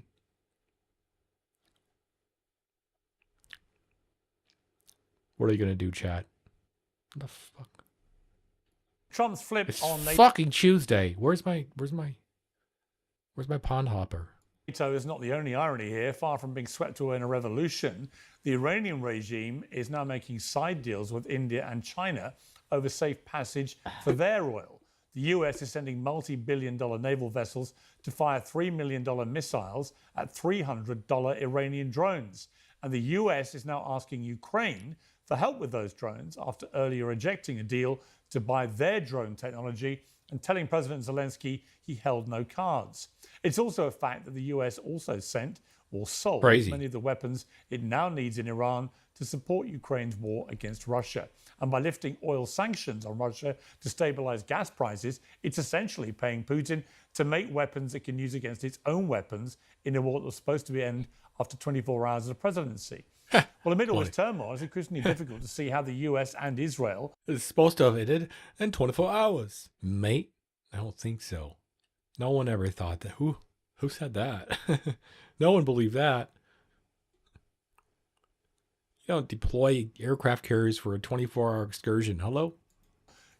Excursion. I called it that because the president did too. can plausibly declare victory anytime soon. Iran's regime, on the other hand... It's just an excursion. Don't worry. We're just excursioning around in our aircraft carrier named after the great Ronald Reagan. That's right. It has the best deck ever. No one's seen a better deck than the one on the great Ronald Reagan. They won't sink that one. Trust me. As a singular mission, survival. Oh, By does that he? measure, whether we like it or not, Yeah. it may be that Iran is currently doing the winning. I think we should see. Well, my I'd like to panel see is Alex standing by to versus discuss all this. We begin today's coverage with Piers. Robert Pape. He's a leading professor Oh, my hip replacement, mate. Please don't hit it. of political science at the University of Chicago and the founder and director of the Chicago Project on Security and Threats. Mr. Pape, welcome to Uncensored. Fucking Alex Jones just belly busting him in the face. That's funny. Thank you very much for having me, Piers. So, my kind of overview, nice. sitting here in London at the moment, back in my studio, actually, for the first time in 8 weeks since I managed to be I knew he'd mention it. foolish and fall over a step at a restaurant. Yeah, don't follow a step at a restaurant, mate. You've been sitting your whole life, mate. Yes. I'll break my femur. Unsanctioned and then move, a new Alex. hip. Get It's out of good the to be ring. Back. Nothing to do with you, Robert Pape, but it's good to be back in my old studio. It seems to me, sitting here and looking... I don't like them putting chemicals in the water that turn the friggin' frogs gay. Looking at everything that's happened in the last 2 weeks, that two things can be true at the same time. One is that militarily, the combined American and Israeli military, I would imagine arguably the most powerful in history, has inflicted enormous damage on... It's arguably the most powerful. Yeah, it's getting beat by drones? Wow, Iranian, thanks, Piers. Military. Principled And coverage, over time sir. would be overwhelmingly, obviously, able to defeat it. However, Principled the coverage Iranians are from fighting a Piers slightly Morgan, different mate. war, it seems to me. They're fighting an economic war That's the word of the day, by in the way. which they have effectively closed the Strait of Hormuz, where 20% of the world's oil flows through on a daily basis. And they've Hormuz. systematically targeted a lot of places in the neighboring Gulf states that would deter tourists, for example. or As would you, expats in mate. those places As from would wanting to you. stay there or visit there. And the combined effect of this is having... I love how all the reporters are just like, yeah, they just randomly hit people. No, they targeted mostly American bases. Hello? It's you have to say Iran. Would have to say at least I say Iran strategically targeted. American and Israel related things. Okay, hello? Of course. Why wouldn't you? Like I said 2 days ago, 3 days ago, last week, this was expected, and anyone who didn't expect this from Iran was delusional, because there's no other way you could read any of this happening. Like, there's absolutely no way. Like I said, if this didn't, I think I said it last week. I said, if it doesn't end this week, then yes. significant dramatic effect on... the Bangers global and mash, economy. mate. And those two things can be true at the same time. You've caught it exactly right. So good. Yeah, it's probably a good idea. Although, wait a little bit on some of it because I think gas station lady just said, "Little insider information, gas is about to go up." I was like, no. Piers, just so you know, Literally, that was literally how they sounded. So hopefully that's not true. Watch out. I have spent years teaching for the U.S. Air Force, helped them stand up an entire school dedicated to air strategy. Just a week before the bombing started, I was giving a presentation at the U.S. Army War College. I spend my years, I have military. You mean 155%, right? Officers coming getting their PhD under me. So I spend a lot of time here with the U.S. military. We are, as a military, performing superbly at the tactical level. And I want to just emphasize that. And you see, in the smart bomb age, it's especially Yeah, we tactically actually we tactically are the best military in the world. We tactically bomb everything. There's nothing left. It is obliterated. Oopsie, there's roaches. Like, the fuck are you talking about, bro? especially true that bombs will hit their targets within about 5 meters 90+% of the time, which means you will destroy the missile launchers, which means you will kill the leaders. But that does not guarantee strategic. Now he's going to pivot. Hello, they didn't destroy all the missile launchers or you wouldn't still be seeing missile launchers being launched. Hello? Tactically, that's not a done deal. Are we continuing to bomb them to take out their missile launchers? Probably, but have we done that strategically? Then it's not a win. What do you mean? They still have missiles to throw at us. Oh no. Success. And in this case, the goal was to take down the regime, not just simply kill leaders. The goal was to weaken Iran, its power. And what we see after 17... What is that, pegged to a fucking to a coin? Oopsie, they have mobile launchers. Yeah. Oh no. Of course, my dumbass brain goes straight to Command and Conquer 2 or whatever the ilk was, 4 or 5 or whatever number it was. Can't remember.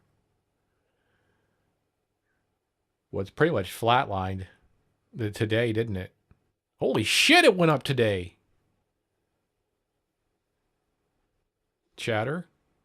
15 days of war is the regime is resilient and more dangerous than ever than it was before the bombing. And Iran is now more powerful than it was. In fact, Iran has just achieved what we have spent 50 years in the U.S. military in America trying to prevent, which is control of the Straits of Hormuz. That was the #1 goal of American grand strategy in the Middle East, not Israel. This was the #1 goal. And this is a catastrophic failure. And it is what I call the escalation trap, Piers.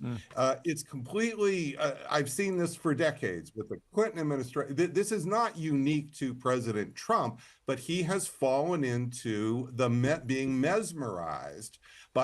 Yeah, a 6.6% gain in one day is insane.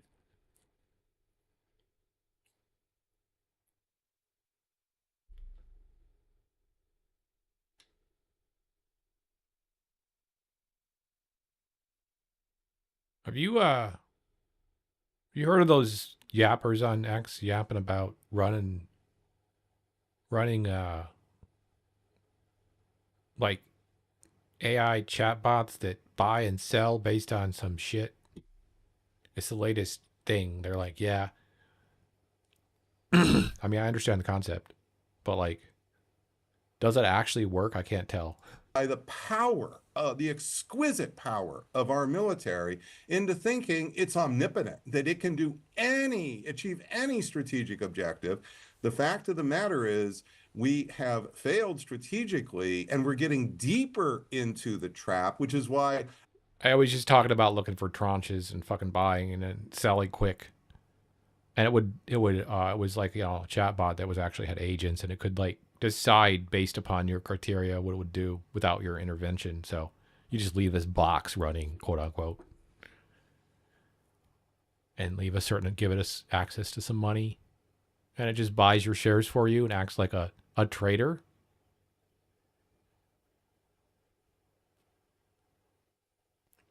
Like, it felt more like it was not high frequency trading, but like a version of that, right? None of those allies you just pointed out, perhaps maybe the UK, we'll see, want to go down the tubes with us here. This is a very, very, very serious problem. And I don't say this with any glee. But the way I see it now is with these bots and these agents is you can, instead of having like 15 screens in front of you and you're watching all these stocks go up and down and you're trying to buy on these certain things, and you're trying to use your 15 years of knowledge, you're using the AI to actually figure it out in real time. Like, and here's the other thing. You know that the agencies are already using it. If I could just say one more thing, this is one of the worst regimes we had in history. Can you imagine some of the coders sitting around at agencies, like throwing some AI code out there and just seeing what happens with their massive accounts with billions of dollars to throw around? That'd be so fun. Holy shit. So I have no way supporting this regime in Iran. In fact, I've been offered many trips to go to Iran. I refuse to go. So this is not coming from some, sort of dovish support or something. I support many uses of force. My book's called Bombing to Win. That candle's pretty high. The Substack, today. The Escalation Trap. And it's a tragic trap. And there's a lot of cells though on it, and it's like a wiki cell. So I would watch that. Mistake after mistake after mistake. Like there was a big cell last week. Now let me paint another scenario to you of how this may have played out. And I base it almost exclusively on what the Secretary of State Marco Rubio said before he was probably rudely corrected by the administration, maybe his own boss, into reversing his position dramatically in 24 hours.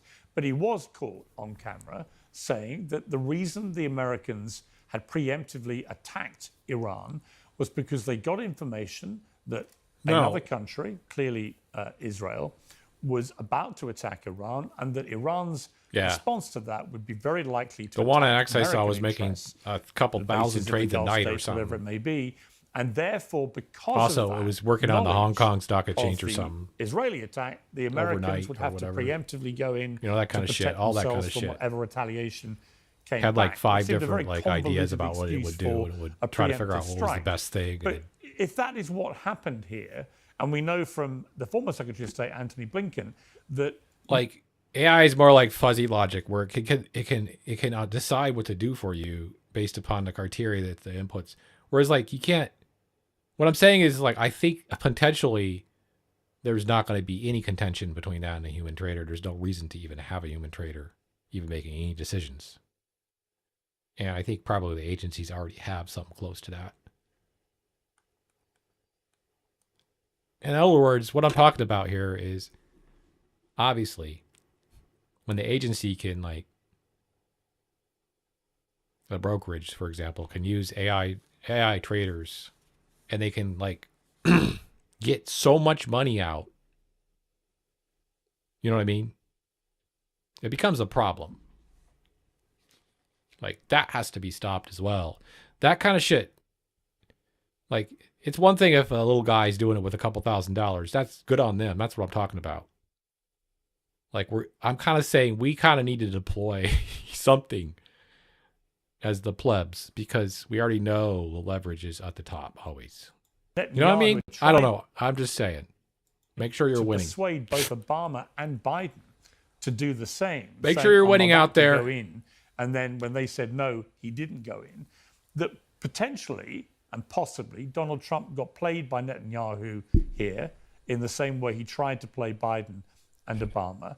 Potentially. And the reason why Israel might be more relaxed about how this all plays out. Piers Morgan is one of the most unprincipled people I've ever met. Because what was that? What was that? Did you hear that? Listen. And possibly Donald Trump got played by Netanyahu here in the same way he tried to play Biden and Obama.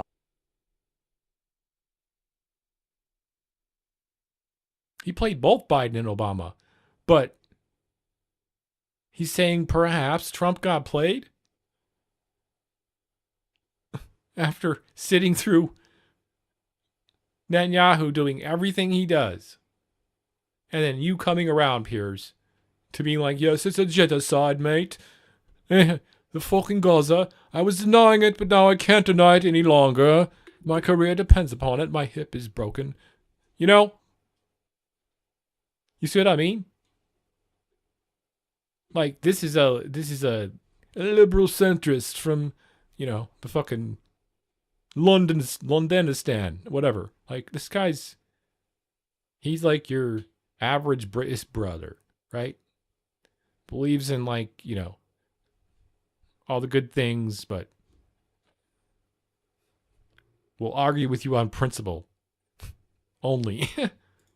Anyway. And that the reason why Israel might be more relaxed about how this all plays out. Yeah. That's what I mean. Even bots can go 24 hours a day. And it's a bit different to what America They can trade in the night when you're sleeping. And Israel just wants to cause maximum damage to Iran, to its regime. They'd be quite happy with chaos as they were when it happened.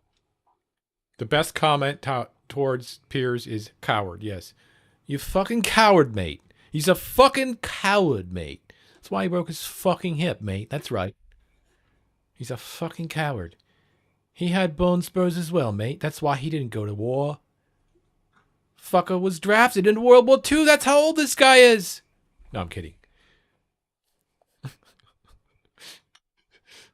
I think actually honestly, I think one of the last people from World War II died. Shameless coward. He's a fucking shameless coward, mate. Yeah, that sounds better. You guys gotta over-emphasize when you're talking British. British. Okay, so you said people don't usually trade for 1 cent profit, like buy 500 shares, wait for 1 cent gain, and sell for $5 profit.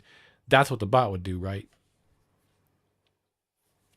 And look for holes, microscopic holes and tranches, and try to buy in there and sell quickly, knowing that there was another fucking bot doing it too. That's what you want. Right to jail, right away.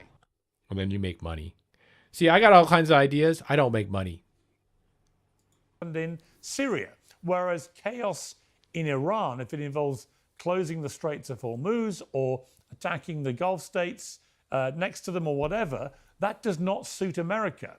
So it may be, and I don't know the answer to this. I'm just hypothesizing based on what I heard. So you get liquidity, and then you can fucking use that to just make your normal trades or have more money to trade on other things. I mean, like, you wouldn't even have, like, if you had a good amount of money, you could just put a percentage of it into that. But it's to the point. It seems like with OpenClaw, you can, like, make a bot that you have to pay for Claude, which is $100 a month, which is insane. No, $200 a month. But, like, apparently Claude is smart enough to do that. Rubio's mouth. If that was why the Americans joined this, then it may be that Netanyahu has taken America into something where he is quite comfortable about this going on for a long period of time, but it won't suit the American national interest. Yeah, let me just make 2 points about this. Now that this is becoming a strategic disaster, Piers, the blame game is already in full throttle here. So you're going to see that. And I don't do politics, okay? So but fuck you, you don't do politics, you piece of shit. What? Do you fucking shit? He's an alien, dude. The fuck? Nonetheless, the second point, which is, let's assume you're right here. That's not a good enough excuse for launching a disastrous campaign. So what that means, what that tells me is we really thought we had escalation dominance. We really thought they couldn't do anything, even when apparently General Kane warned President Trump. And why are you saying we really thought? And now he's like, we really thought. I don't do politics. I don't do politics. And back to the second topic tonight, which is stocks.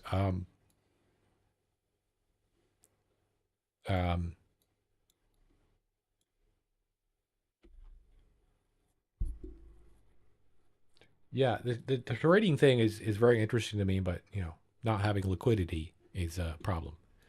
But I wanted to say, like, I remember a time when the only legitimate quote unquote trading option was the NASDAQ or the stock exchange, right?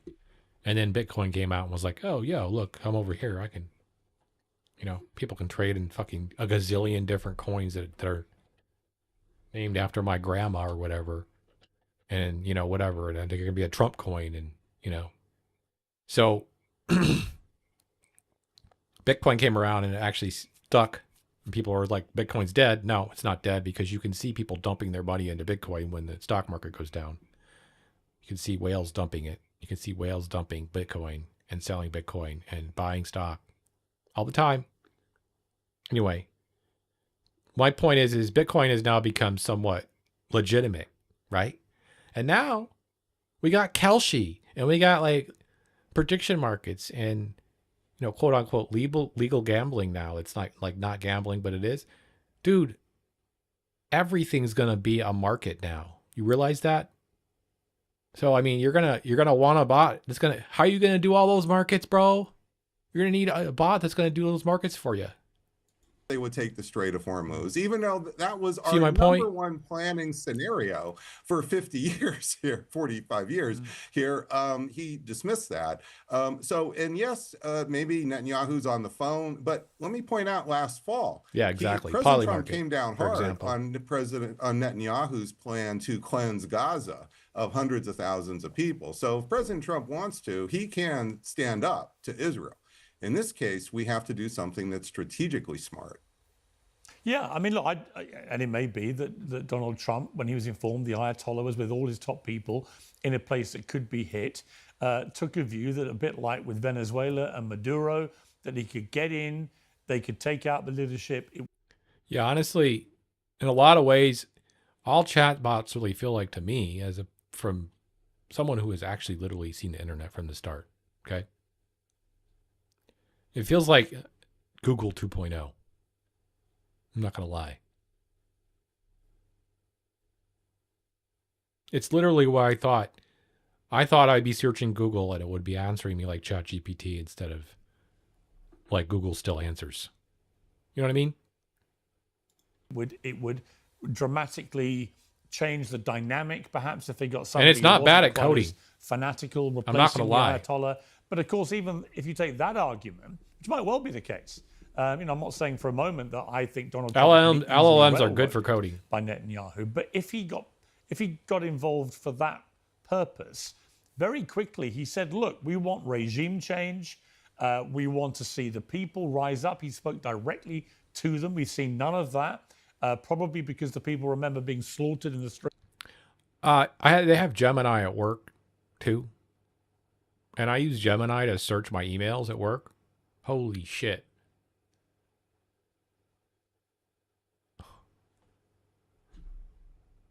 Dude, that's what I'm talking about. That's what I mean. It's like Google 2.0. Because like,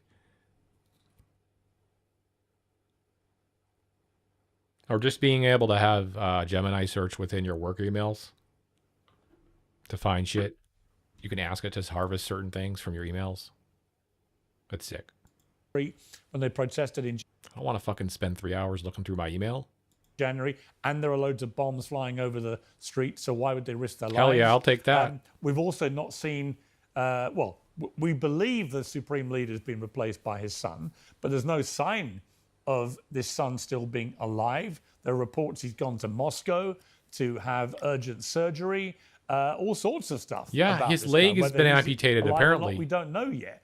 But either way, there's no doubt the regime remains intact. The people are not rising. None of these people that are speaking right now, these white, bloated, bolsterous, fucking losers, okay? They don't know anything about the way the Iranian government is run. And all they would have to do is have a precursory, like, look at how the government is run and how in the last 20 years, just like they think China is still 20 years ago, they think Iran is 20 years ago in their governmental structure, and they aren't. They have a decentralized government, okay, and they fucking have individual heads of state that are placed throughout the areas in Iran, and they each operate, independent of the quote-unquote leader. No shit. Of course you'd do that if you were surrounded by enemies as a country. And these bloviating fucks, of course they're not going to talk about that. It would blow their whole narrative. I guess we think they're the leaders are dead. And listen, to have urgent surgery, all sorts of stuff about this guy, whether he's alive or not, we don't know yet. But either way, there's no doubt the regime remains intact. The people are not rising up. And so you're left with looking back at what Donald Trump said in the immediate aftermath of launching the attacks, and none of that is manifesting itself. So I just think if I was advising Donald... I mean, it's the same kind of thing we have, continuity of government. What they were talking about back in the day, where there's a whole plan if the president is taken out. There's a plan if the vice president's taken out. There's a plan if the Secretary of State's taken out. There's a plan if, Charlie Kirk is taken out, obviously. So, obviously, Iran's going to have a plan if XYZ is taken out or PQY is taken out. Or, hello? They're government. They're not dumb. And, of course, these bloviating white fucks think that Iran is filled with a bunch of, I don't even want to say it. I don't even want to say the words. They're just depreciating words against people that are not, that live in, other countries besides the U.S. Pick any of those words. Look, you've got...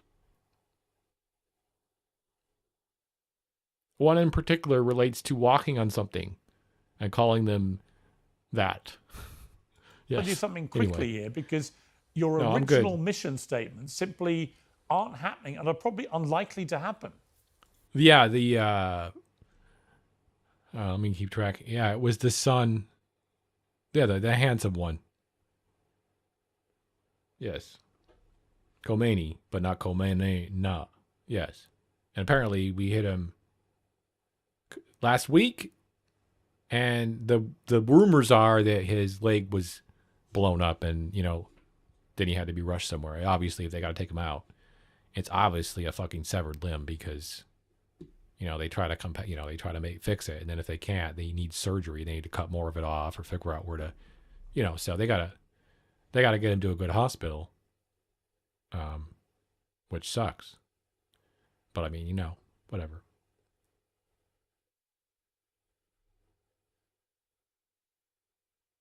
You just fucking hate to see it. Like, we shouldn't be fucking attacking any country, let alone, to top it off, on behest of Israel, to further their Zionist agenda and continue their genocide. And now Israel apparently gets the southern part of Lebanon as well. They're now going to send in 400,000 troops, by the way, guys, to southern Lebanon. My brothers, literally, and sisters, are going to be fucking invaded.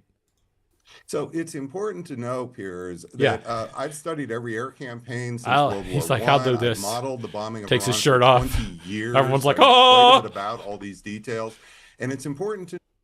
By the way, I don't know if you're a One Piece enjoyer there, chatters, but I've reluctantly been trying to enjoy the One Piece anime live action, and I'm kind of digging it this season. I don't know. There's actually blood.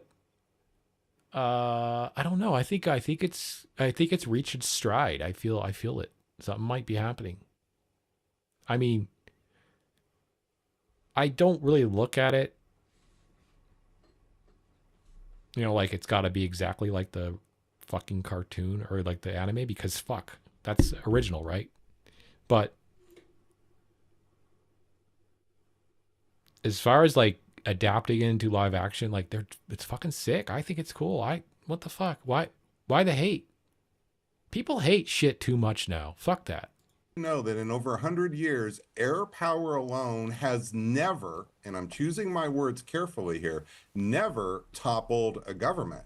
The Okay, usual he's correct normal about that. response, such as when Ronald Reagan tried to decapitate He's correct about that. Gaddafi in Yeah, no. 1986, or when Bill Clinton tried to smash Milosevic's regime in March 1999. The usual Only thing that he response said that's giving is him credibility a right there. lashing back on the schedule of the target.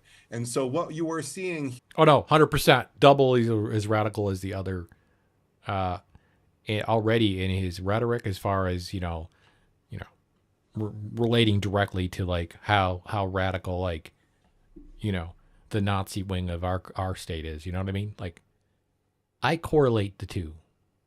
Yes.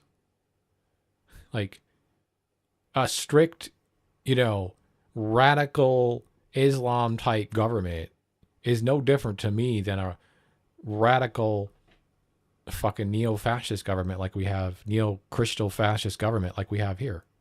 This neo-Christian fascist government we have is no better than what they quote unquote are bombing, okay?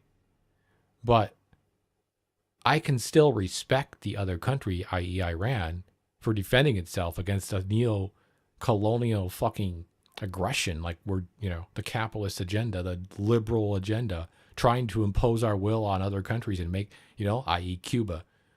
No. Yeah, exactly. Why wouldn't he? Yeah. Based. Yeah, based. Why wouldn't he? Exactly. Why wouldn't he have like a shit?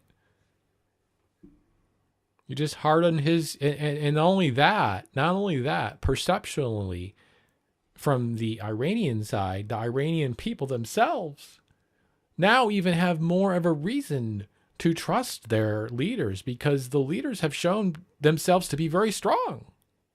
Am I wrong? And principled in some ways, right? There's the word again. For some reason, that word is the word for the day. But like, seriously, like that guy that's been talking on TV, he's been pretty principled about what he's been saying. I'm not going to lie. He's like, yeah, well, no, they didn't want to talk. No, fuck them. Basically, here is as would I be. I'd be like the same. I don't give a fuck how, right wing and Nazi-ish I am. I'm still going to be like, yeah, get the fuck out. What? Normal failure of leadership decapitation attacks, including in the precision and like he age. said, bombing and the him. problem is not that the bombs fail to kill the leader. The problem is the replacements become much more aggressive, because that's He's saying what we're saying. See, we know this is excellent analysis by the 8/7 channel at Marathon News Network. Never fucking fucks up, dude. We are right all the time, correct all the time, and we only agree with people here when they agree with us. So yeah, that's how they get Don't get it legitimacy twisted. inside their inner circles, Pierce. So just imagine you're fighting for the next rung up, right? And if you're not aggressive, you're going to get a bullet in the back of the head. That's the real issue here.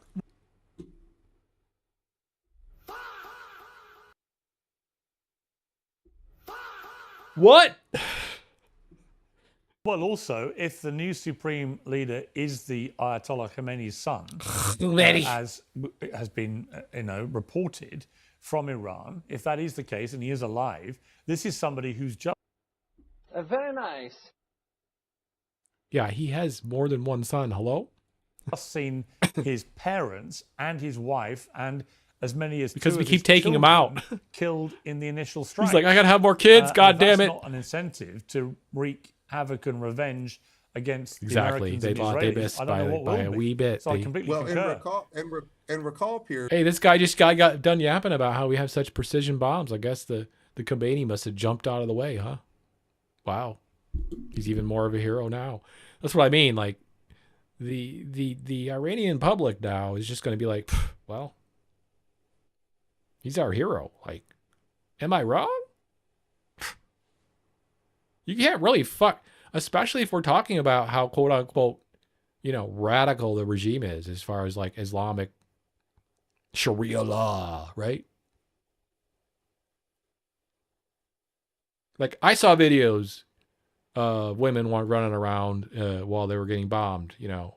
And yeah, some of them are wearing headscarves, but they're not like wearing all of them aren't like cowering down and running around with like full on veils on.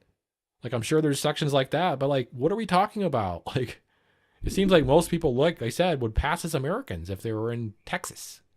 We said that President Bush, the son, wanted revenge for should have gone for the head attempts against President Bush, the father. Right. So I mean, like,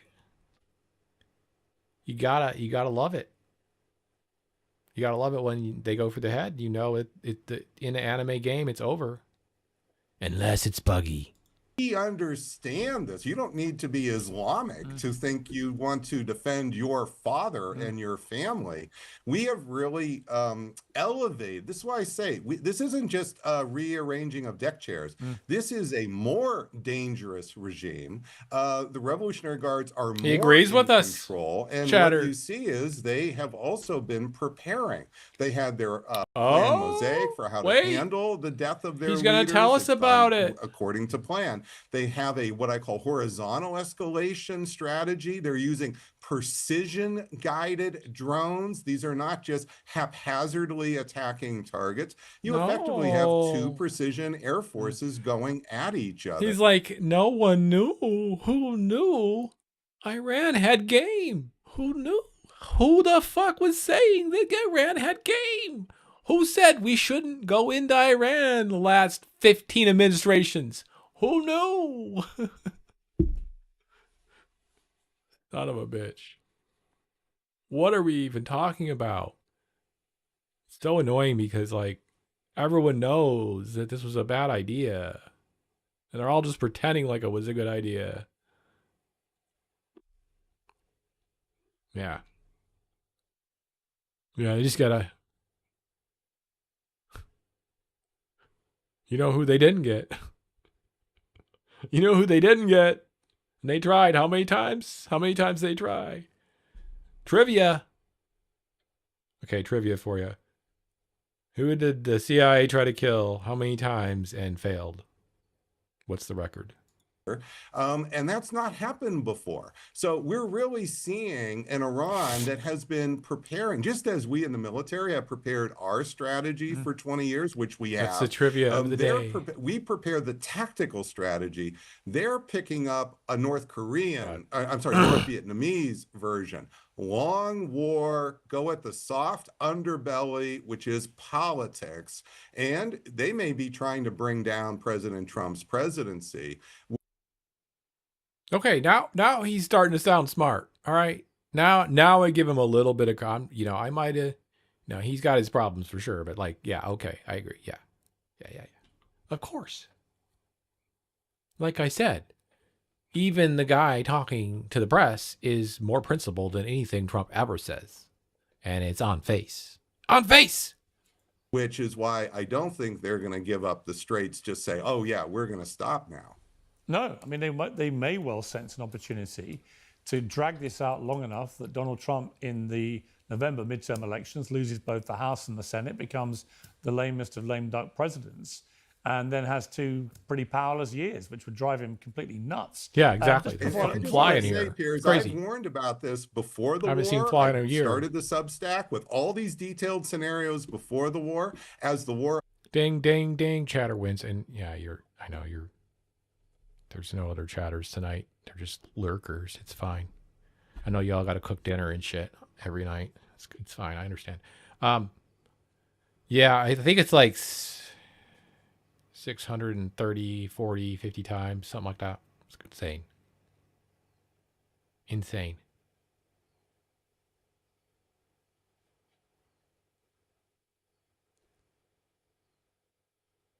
Let's see. I gotta look that up. Unfolded. I've warned here in Foreign Affairs, a most read mag. It was Castro, and it says also that in the 60s the church committee actually confirmed 8 tries on his attempts. 8 attempts in the 60s alone, including like poisons, exploding shells, and tainted diving suits. Holy shit. So they kept trying. And I definitely, it says according to the Cuban intelligence, and I totally would, I believe the Cuban intelligence. I'm sorry, I don't believe fucking CIA. You know what I mean? You know what I mean? Come on. Explaining President Trump has a choice. Get out now. Oh, I'm sorry. Wait. I'm on. Oh, I love you, CIA. You're great. Don't. I'm just kidding. Don't. Just kidding. This is, Twitch is all about joking. Or get deeper in where the political price, and so I'm not here with taking. Oh, I always wondered what that translated to. The Institute. America that makes sense. More the opposite. I want us to do better, but we're not going to do better with victory narrative, because victory narrative is meeting escalation reality, and we've got to push aside these victory narratives because we need to be much more serious about what we're up against. Yeah, he doesn't disagree with the actual fact that we're going to war. He just doesn't really like how we've done it. And, obviously he's more of a neo-Connie kind of guy, but I still think he's doing better than Trump. 100%. I just want to just finally mention that there's some interesting kickback coming now from within. David Sachs, President Trump's artificial intelligence and cryptocurrency czar, has warned on the podcast All In that, quote, Israel could get seriously destroyed, and then you have to worry about Israel escalating the war by contemplating using a nuclear weapon. I mean, it's a pretty apocalyptic fear he's raising there, but that is one of Donald Trump's top people. Yes. Is that a potential scenario?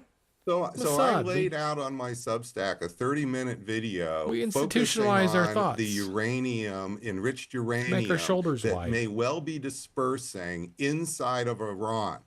That is 1,000 pounds of 60%, 10,000 pounds of 5 and 20%. There's no guarantee that will only disperse inside of Iran. So if you thought of radio, I don't mean nuclear atomic bombs, but radiological bombs in Tel Aviv, now we're talking really escalating this up. So I don't know what Mr. Sachs is talking about. I've never met him. I haven't talked to him. But I know what I have studied for 20 years in the modeling here. And the modeling is there are a lot more cards for Iran to play. And the idea that maybe Netanyahu could be tempted to use a tactical nuclear weapon, but that will have blowback, radiation blowback in the Gulf. Fascinating stuff. Professor Robert Pape, great to have you on our sense. Hello, it could potentially come over Israel. Also, depending on tactically nuking, it only you can't control the cloud or like the fallout from that. What is the point? What? Are you trying to destroy the whole block? How are that many people clustered in one area that are all baddies, quote unquote? You see how this is this is insane. What? I don't know if Trump's going to be tempted to use a tactical nuke. The word tactical and nuke should not be actually put together in one sentence. It's a misnomer. Sorry, there's nothing tactical about a nuke. It'll tactically deploy cloud over the fucking air that will go somewhere else too. And the one will tactically take it downfield wherever it decides to put it. What do you mean? That's the only tactical thing that's going to happen.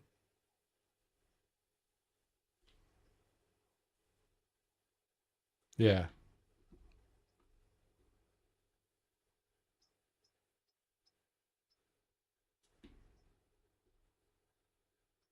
Oh, I fully believe in the worm tongue sitting next to the leader. Yeah. Yeah, based chatter. Because like every agency has that shit. And every person has their number. Not gonna lie. Except me. You can't buy me for shit. That's why I'm broke. So making your debut, please don't leave us along next time. We'd love to have you back soon. Thank you very much. Well, I'm joined now by Ian Bremmer. He's the president of the Eurasia Group. Ian, great to talk to you. Mate, that's right. Sense that I'm pleased to say. Me and this mate used to have some drinks over fucking in Larkspur. That's right. Me and Bilbo Baggins and this dude. Fucking. I've got a real sense of foreboding about this, and it's mainly because I just can't get out of my head the increasingly firm belief that Donald Trump has miscalculated quite badly here, that he thought this would be quite easy in the way that getting Maduro out of Venezuela was quite easy and so on. And actually, it's turned out to be incredibly difficult. And it's time for a GG. You hear the rhetoric coming out of someone like Pete Hegseth, the Secretary of War, and it's all like we're about to win, and Donald Trump, it's all over soon, and we've beaten them so badly. And then you wake up and you see Dubai airport's been hit again, and you're like, really? Because it doesn't look that way to me. It looks like the Strait of Hormuz is pretty well closed, causing enormous global economic damage. Yeah, we're and it looks fucked. like the Gulf states are under constant attack, which is obviously acting as a massive deterrent to tourists, to expats, and so on. They're all fleeing in their droves. I don't see much sign of a victory here, and I do see a sign of Iran potentially getting more emboldened because their only mission is to survive, but they're not just surviving at the moment, they're causing real damage. Well, Piers, first of all, it's good to see you. Let's start with the most Thank you important. very much. No, Thank you. shut up. It's It's good to see you. The Strait of Hormuz, as you know, is actually open. There are plenty of Iranian tankers that are getting through the strait and that are bringing their oil to China, for which they are being paid a handsome sum, and that is going to the Islamic Republic. It's going to the regime. And the United States has the military ability to Okay, maybe, but also like, yeah, China, the Iranians are not targeting Chinese boats. No, why would they? What?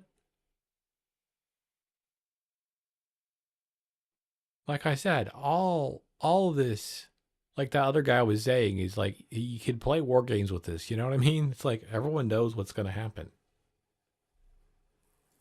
Anyone playing dumb is fooling you.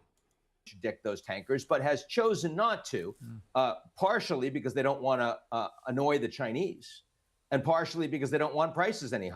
Wait, have I thought about it? Hell yeah. Because of APAC. Look at what they're trying to do with Kat Abagazole just yesterday. They put almost $6 million into other candidates against Kat. Just because she's Palestinian. No other country has been able to infiltrate our country like Mossad and Israel PAC has. People that are Israeli are actually in our fucking government, aren't they? There's dual American citizens that are Israeli citizens as well in our government, all over. I mean, I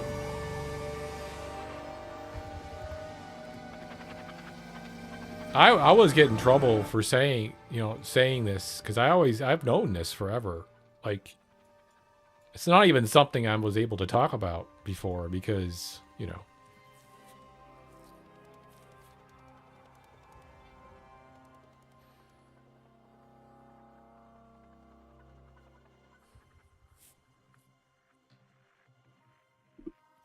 why not Taiwan? You mean Taiwan influencing us like Israel does? I'm sorry, I don't. Wait. Higher.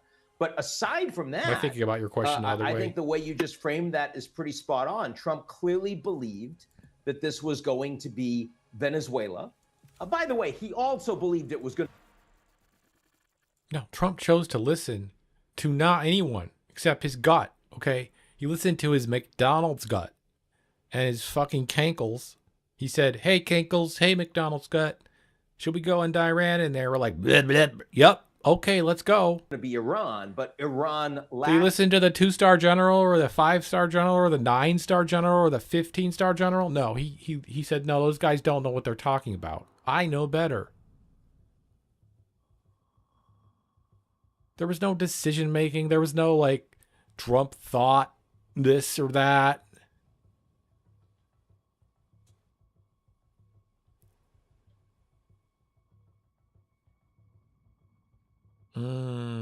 Why? because of the U.S.'s influence, because they've been able to influence the USA, and because they've been able to, like I said, have people from Israel in our government. And essentially Israel, you cannot, okay, when you think of Israel, it's better for you as chatters or people in the street, whoever's listening to this, to think of Israel as just another state in the United States of America. Okay. However, you also have to understand that that state also has its own president. Okay. Right? But that the state of Israel also would be very hard pressed to exist without the U.S.'s support. Also, the U.S. of A loves to have the Israeli, ability to surround the area with bases, right? Because Israel's there, i.e. they have a foothold in the Middle East, right? And now the long of this is that Trump is removing our foothold from the Middle East. Vis-a-vis the Iran war, what he's doing now, how he's doing everything. I believe the long of that is that our foothold will be seriously diminished. And not only that, people like you are starting to ask that questions you're asking, because no other country should have the ability to do this kind of shit that the Israelis do, that the Zionist government does. Okay. In Israel, vis-a-vis Netanyahu or whatever else politicians they bought out, right? So no, we're not going to take it anymore, right? Yeah, we don't need to be giving money to fucking Israel, okay? Let them survive on their own. I don't care. 90% of Israelis can leave and come back to America because they all have U.S. passports. You see how absurd this shit is? And I don't, it's not about being Jewish whatsoever. The conflation is on their side, not on mine. That's not the problem. The problem is the genocide and killing of others and treating them like fucking cattle. Worse than cattle. Not okay. Anyway, yeah. So. Of response. Yeah, no, the new meta is, no, don't let Israel take our money and destabilize the fucking Middle East, basically, is what they're doing. Like, nothing is good about Israel taking over half of Lebanon. That is Lebanon's territory. It has been forever. They want it for their own. It is modern colonialism, and it should not be allowed whatsoever by any government. So the way to end that is to stop funding Israel. Period. It really is. And I'm all for it. I'll tell anyone that. I don't care. Especially now. They have blood on their hands. All of them do. They all support the war on Iran. It's like, no, they don't. No, the lies you've been told in your sleep. It's so bad, dude.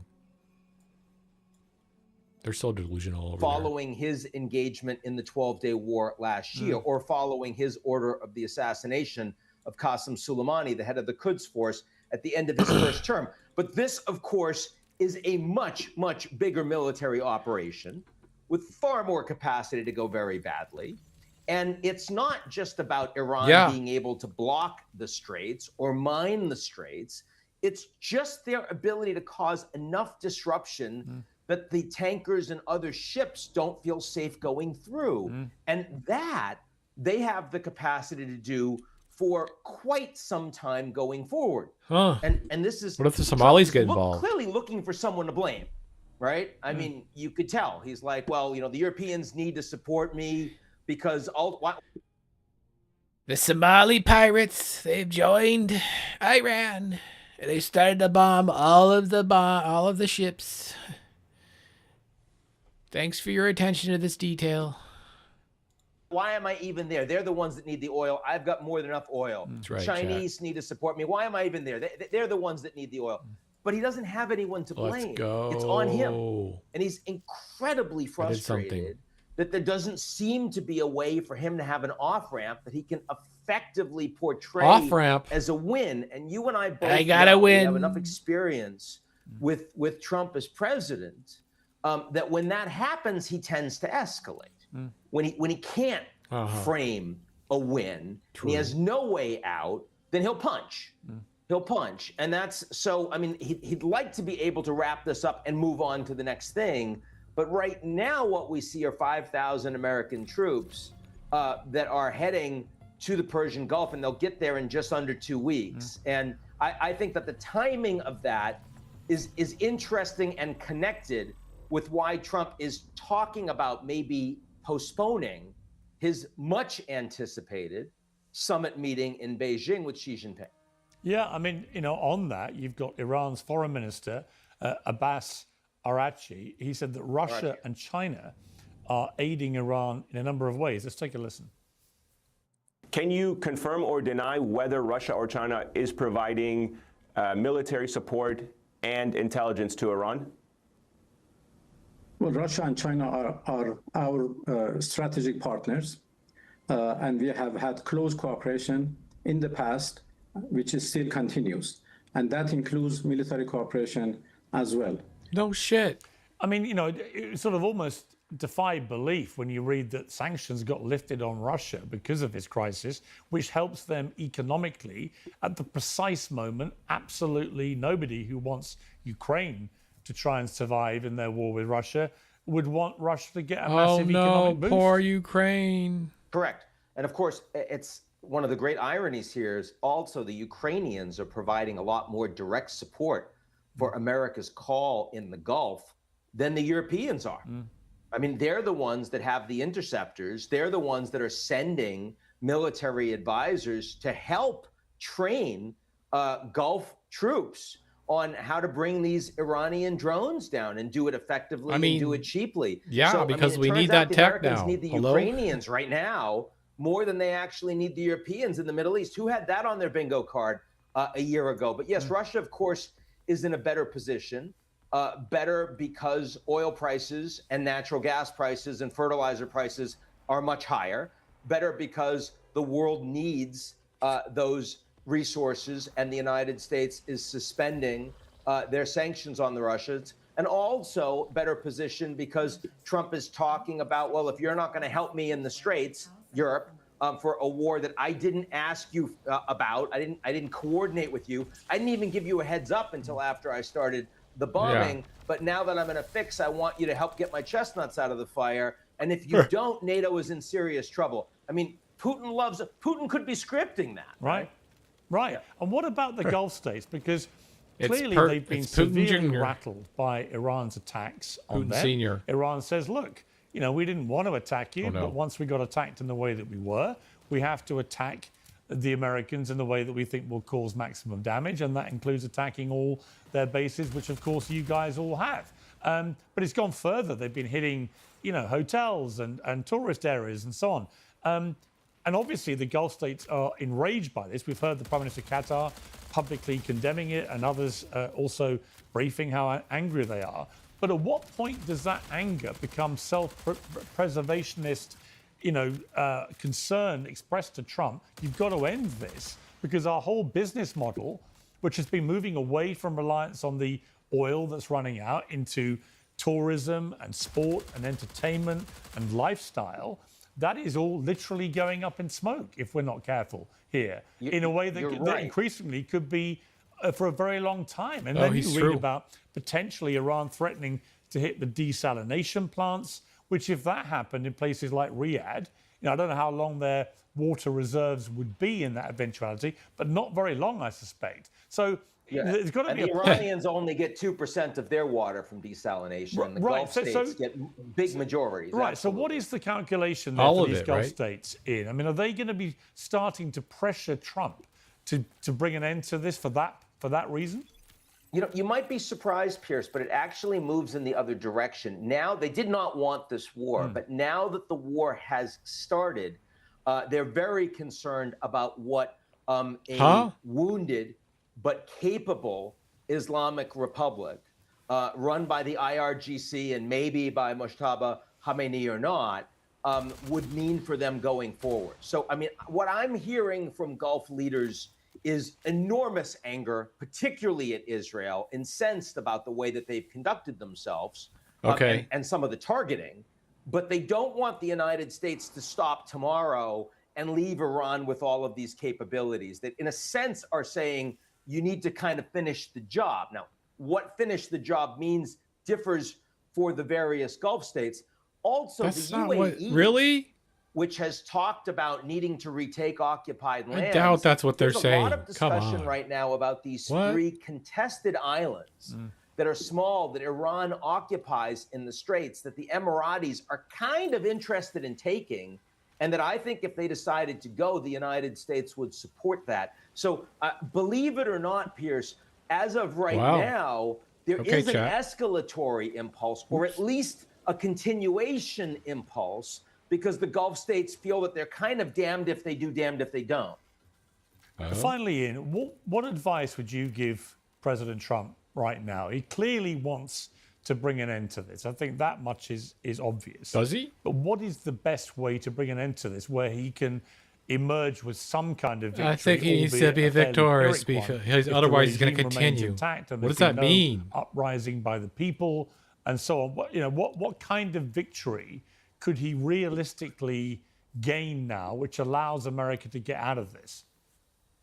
If I thought that there was a realistic route to remove this regime at this point, I would support him taking it. Really? Not because it was a good idea from day one, massive risk and the damage economically, human costs and the rest.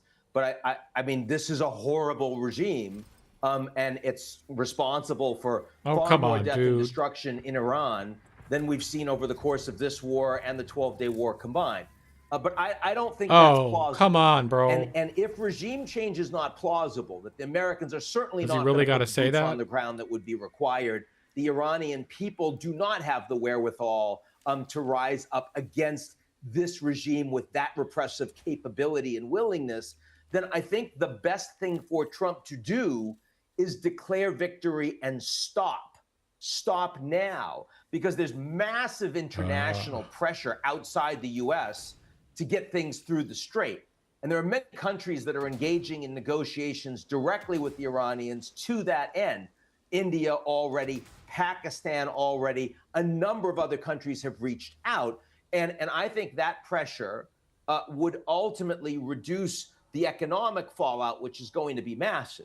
I mean, even if you were to stop right now and there was no further cost and we reopen the Strait, we would still have, a couple of quarters of major knock-on economic damage because of all the supply chain challenges. Right. You and I remember this from the pandemic.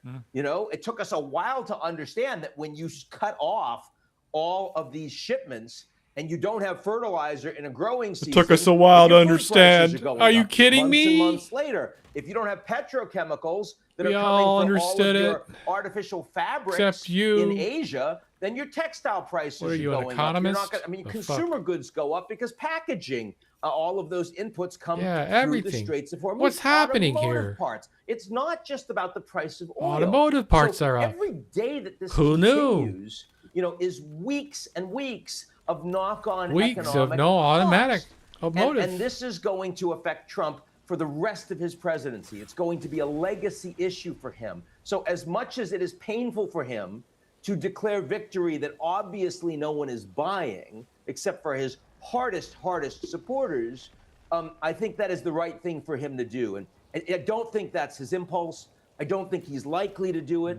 I do think he is likely to escalate, but I hope that his advisors are able to talk enough sense into him that he finds a way out of this. Pete Keg's breath. Yeah, Bremer, as always, extremely astute analysis. I actually read your weekly email on the way into the studio today, and if people aren't reading it, they should sign up and register because it's fascinating. And it gives a weekly overview of all that's going on without any great agenda. That's what I like about it. You know, you're a very no agenda whatsoever, mate. That's so yeah, important, sure. I think right now. Having no agenda is an agenda. Are you kidding me? Are you kidding Well, me? let's hear from my panel now. Dr. Max Abrams, an international security and counterterrorism Having an agenda expert, is the agenda. Egyptian journalist and commentator on Middle Eastern affairs. And Not having Ryan an agenda Oppenheimer, is the he's host of agenda. the How can it Max not be an Afterburner agenda? YouTube channel. What are you talking and a former about? U.S. Air Force combat pilot. So welcome to all of you. I don't. Yes, I'm not mate. sure if any of you have been on before. Maybe Rama, I think you may have been. Let me start with you, Dr. Max Abrams. Well, look, I just had two experts. Neither is what I would categorize as politically partisan or tribal, but both are very concerned about the way this war is going, particularly for the United States. Okay. What is your response to that? Tribal. You know, I don't really buy into a lot of what I heard, particularly Robert Pape's argument. He talks about a so-called escalation trap. Now, of course, escalation depends on the metric you use. It depends on the dependent variable for evaluating, escalation and success from the Iranian perspective. But if you look at Iran's actual military capability, we are seeing the exact opposite of Iranian escalation. If you look at their usage of ballistic missiles, if you look at their drones, if you look at their ships, if you look at their nuclear capability, the United States has, in a short amount of time, substantially reduced Iranian military capability. So I do not see escalation in that sense. Like, there is literally less violence being generated by Iran over time. It is the opposite of escalation in a traditional military sense. Right, but that's... I also think... Well, okay, let me stop you there. Let me stop you there, Dr. Evans, because actually you've sort of hit the nail on the head. In a military sense, you're completely correct. I've seen all those numbers. Bye, losers. There's been obviously a massive slowing down of Iranian missiles and so on. The problem is, simultaneously, what's the problem, Piers? you've had this strangulation of the Straits of Hormuz, and you've had the persistent God, what attacks time is it? on the neighboring Gulf states in a way that is driving many people to leave and really terrorizing the civilian populations of those Gulf states. And who knows what that means longer term for the business model there of safety and sunshine and the good life. So my point being that... Can I just say one other thing? Well, yeah, let me just finish my question, which is for you, which is it could be that you're completely right. Oh, they lengthened this. Oh, you can spectate longer. Really? That's cool. For 2 minutes. Or was it a minute and a half? I can't tell.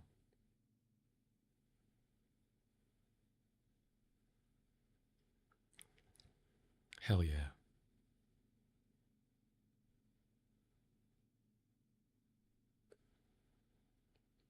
Ooh. Gonna get some action. Anyway, chat. It's time for me to get it. That's sleep, I mean. All right. I'll see you guys tomorrow.